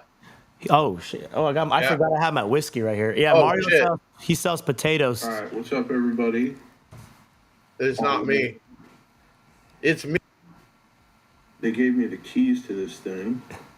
That's like the first video we did. Like, are you watching my videos, bro? You fucking Yeah. stalker. Bro, you know I can. Just trying to make calls. Do you know you can duplicate people's voices through AI? Oh, yeah. I got you my should voice definitely clone, do that. yeah. You probably make a fortune with my voice. You. This is Michael, John Motzenbacher. I'm calling about your house that you put on my website. Okay, dogs, stop. Let me throw these dogs out and then I'll come back. Come on. And when are you gonna start your podcast, man? Come on. Let's go. You guys are crazy. Let's go. Mo money. That's Mario's main business. Yeah, he sells potatoes to Costco at wholesale price. No, all jokes aside, Mario deals with, I think, contracting stuff. He did a little bit of everything. He's a handyman. What do you do again, Mario? Tell the crowd. Bro, you should be on here, dude. Sell me a golf cart and we'll run wheels about real estate while I learn how to golf. Does anybody in here play golf? I get out occasionally, but it's so expensive. I mean, in my eyes, I'm a cheap, poor country guy, you know. Yeah, well, bro, we got to get you some deals so you can come over here and live in San Diego with me, bro. We'll be neighbors. That'd be cool. My old lady might like it. I don't know. It's hard to tell. Flip a coin on that one, you know. We can buy $14 smoothies every day. Hey, yeah, that'd be awesome. No, we got to get you a deal, bro. All seriousness. Yeah. Mike, I have a question for you though. So I've been running this prop wire, I've been all over the damn country trying to find, you know, the low equity pre-foreclosure, but this thing just doesn't populate the same every time I open it. You know what I'm saying? Like, it's completely different. I can throw the same filters in there, but it's just, you know, tonight is especially, it's been, you know, everything's 30 to 50% equity that's popping up, and I'm playing hell to find anything that's, you know, relatively decent. Okay. Bro, just pick a better market. You can wholesale in any market. Like, 2 days ago, we closed escrow on a property. I mean, I've checked San Diego, I've checked Florida, I've checked Albuquerque. You know, I'm trying to hit the big cities and trying to, you know, do it that route, the bigger markets, of course. And I don't know, like I said, it's just earlier I was getting good results. Now I'm not, you know, and I've played with the filters a little bit, but like I said, I don't know if it's just prop wire or what. Yeah, I mean, you got the free way and you got the paid way, right? Obviously, when you got money, you can just dump some money and buy data and all that stuff. Right. So, you know, what I would do, like I said, build your buyers list, and then build your buyers list, and then post on Facebook groups. This is what you're looking. I might have deals for you like that your buyers are looking for, and guess what? We'll do a JV. Yeah. Put some money in your pocket, then you go buy a better hat than John. Then John's gonna want to buy a better hat than yours. Right. You know? Hey, all jokes aside, bro, like that's how you build connections. This private money lender that I'm bringing in, I met her through a group, right? We haven't done any deals together, but you know, we're working on it. I've made a lot of good connections from Facebook, just literally putting myself out there. You know what I mean? Yeah, I've made some good connections just being on here. You know, I mean, that's all it is. Junior about every day, you know, that's a good connection for me. I mean, I appreciate everything he's done. He helps me out a lot, you know. You want to know how I dispo one of the deals on the live? There was this guy I met. He's an Astro flipping student, and I connected with him a few months ago, and he was running a wholesale business, but the people under him, they were a little newer, and he was a little bit too advanced. But I would basically come in there and show him, you know, how to pitch creative finance and whatnot. He ended up parting ways, and then he just got into What up? Happy birthday, man. Not my birthday. What is going on? Then he got into what is going on there? Belated birthday. What is it called? I'm not sure. I'm not sure who's running that stuff. You guys. Kill this. Somebody's mic. It's not mine. Anyway, yeah, so he parted ways. He started just doing fix and flips. And then on the live, he saw that I had that one property. He's like, hey, I actually have someone who's interested. So he gave me his best friend's number, and his best friend ended up buying my property. Like, that was the first deal we did together, like just like that. It came through a connection I made months ago. So, you know, there's a lot of power in just like networking. You don't have to know everything, but just be a problem solver. You know, hey, you're looking for a buyer for this, go find buyers. Like, I've dispelled deals so quickly in the past where somebody is looking, let's say somebody has a deal for sale. You're like, hey, who has buyers in here? Say, hey, I'll find you a buyer, get a JV contract, then go look for buyers in the area and just fucking call them up. Like, ain't no secret. There's so many ways to get your first deal. All that matters is, you know, get that money in your pocket, whatever you need, and then you reinvest some of that money. You start learning the processes. You start buying data. Then you get the CRM, and you know what I mean. But you can just pen and paper. You don't need anything. Just need a phone and maybe a computer, right? It's pretty simple. Mario, what do I do for work? I sell barley to Coors. Nice. Mario sold me his RV. He got the VIP treatment. I actually paid him to drive the RV over here, and I paid for his hotel, got him some food and all that. So yeah, if you're looking to sell a car or anything like that, I got buyers for that too. Tell us about that person that you drove around for chai where you wanted to rub their bunion. Bro, let me tell you something. Let me tell you a little. Oh my gosh, I forgot I did that. So, once upon a time,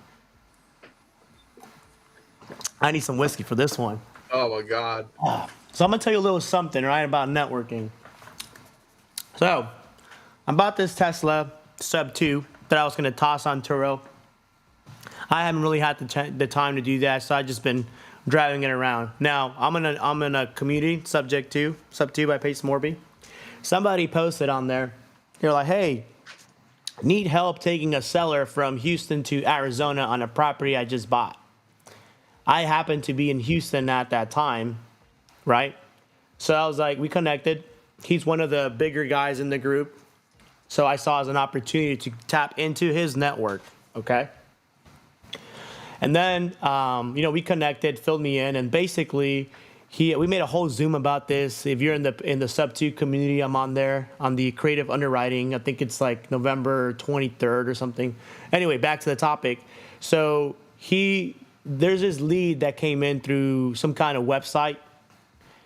It came through a website, and they negotiated the deal. There was like so many moving parts, but part of the deal was that the buyer, Chai, would help the sellers move cross country. So these sellers, they were like in super bad condition. They were like, I think they were in their 50s, like like overweight, like obese. Like, you ever seen Austin Powers? Like fat bastard obese, you know, husband and wife. So I told him, like, yeah, I'll do it. I didn't think about it. You know, I didn't worry about like, oh, how I'm gonna get there. Who are these people? I just said, I'll do it. So basically, the day comes. I drive from San Antonio. I happen to be in San Marcos.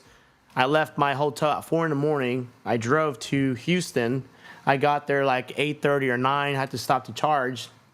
I ended up in like the middle of nowhere. I forgot what city. Somewhere in the outskirts of Houston. And these sellers are like just hoarders. There's like trash all over the floor, like everywhere. And so I look at the guy. You want to know what the guy looks like? Let me show you. This is what the guy looked like. So you have a, hold on.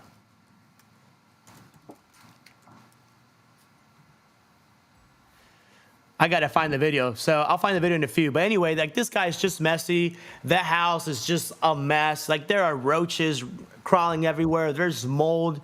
They got cats. Like, I didn't even know cats were coming. I'm highly allergic to cats. So I'm just kind of like, damn, what did I get myself into? You know what I mean? And so I was told they were going to take like 2 or 3 things, right? but they had a whole lot more. But I was like, hey, I can't mess up this opportunity to me to get into this person's network. So we get everything loaded up, and like my car is like clean. I go to Soapy Joe's every day. I wash my car every day. You know, I'm an OCD freak when it comes to like my car. I like my stuff clean. So we got the stuff loaded up in my car. Like these people reek. Like they just smell. I had two people that probably weigh a little over, I don't know, close to 800 pounds together. And, you know, my Tesla, obviously I wasn't getting as much range. So I had to make a lot stops, like 4 or 5 stops extra, right? Every time we make a stop, like I had to go to the gas station and then I would buy air fresheners and I would just stuff them in the car without them looking because it just smelled so bad. I was super nauseous. And then not to mention, like, you know, every hour they were wanting to stop to buy food when we had just stopped, you know, like at McDonald's, and they made a mess in my car. But you know what? We built really good rapport. We had a lot of very similarities. And I remember at one point, you know, we're driving, I think it's like 12 midnight. I even got a speeding ticket in Arizona because I just wanted to get the hell up out of there. So I was speeding, I got a speeding ticket. I haven't even paid for that. Anyway, at one point, there was even a cockroach crawling across my screen. I was so upset. I was fucking upset. I was furious, but I was like, you know what, whatever. I'm like, this is for Chai. So, you know, we finally get to the property there. They moved into an RV that they bought cash. So I helped them unload, you know, in their car. They didn't help me out at all. Like they could barely go up the stairs in the RV. So finally, you know, get them all loaded, and I'm taking out the stuff from the passenger seat, the back. They had like this really big body pillow, so I just grab it with my bare hands, and it's all wet. So I thought it was, you know, sweat, but no, this lady peed in my car on my leather seat. She peed on it. So yeah, I was very upset. And then they were nickel and diming me. I was told like, oh, they're gonna pay this, and that. But I wasn't too worried about it. I did it more for the network, right? So anyway, once I got that finished, I think it was like 4 or 5 in the morning. I drove 24 hours nonstop. I left Texas at 4 a.m. and, you know, San Marcos, and I got to Arizona. I think it was like 4:17 a.m. or something like that. And, you know, long story short, I was really upset. I had to clean my car. I drove to Walmart. They wouldn't open for like 2 hours, so I waited outside in the parking lot. I got a bunch of cleaning supplies, cleaned up my car or whatever. Then Chai asked me, how did it go? I was like, oh, it went great, you know? Anyway, long story short, that was an opportunity to tap into his network. He does a lot of big deals in the Houston area, and he does a lot of wraps. So now I'm helping him disposition his wraps in the San Antonio market and stuff like that. Just a couple of weeks ago, I was putting up bandit signs, you know, for him on a property in San Antonio. So I built that network, all came through a Facebook group. So that's just an example. I've done a bunch of other stuff. I've walked properties for people. So if you're on Facebook groups, there'll be people like, hey, who can be boots on ground for me here or whatever. You can go take pictures or whatever, and that's how you build the relationships. If you're not good on the phones, like that's fine, but you can find a way to get yourself looped into a deal. So there really is no excuses. You know what I mean? Like there's just so many ways you can. JV, and at the end of the day, it's just providing value to that other person. So hopefully that kind of motivates you a little bit. You left out the part where you rubbed their bunions. Oh man, it was horrible. Never again. But that's just one out of the many things. I've done very similar stuff like that, where it's opened up so many doors. When I called my buyers list, I called buyers.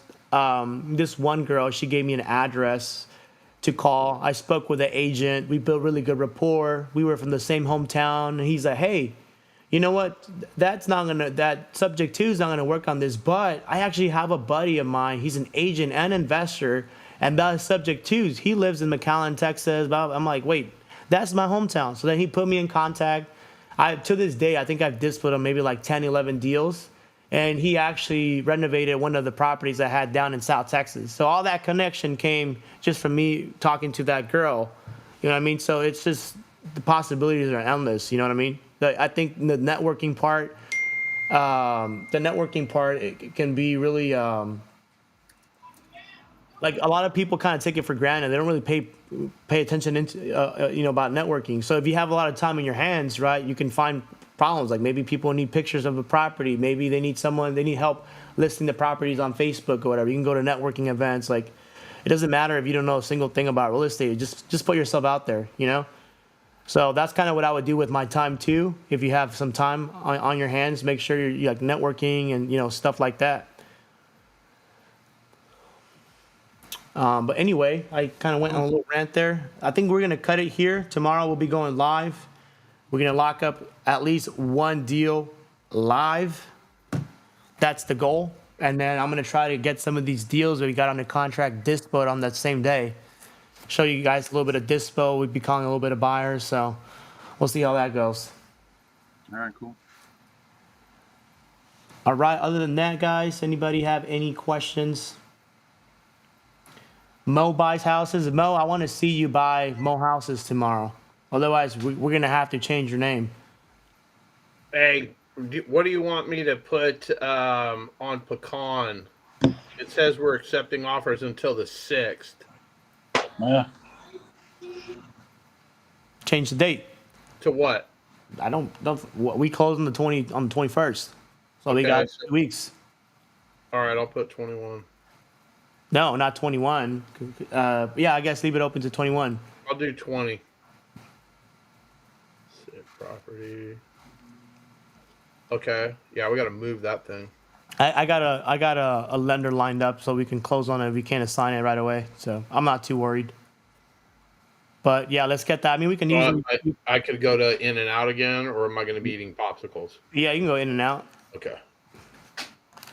But all right, guys. Well, and of course, I got paid for that, for doing that. You know what I mean? So, anyway, we will see you guys tomorrow on the Discord, on Facebook, and on Zoom. We'll be all over the place. All right. All right. All right. Later, guys.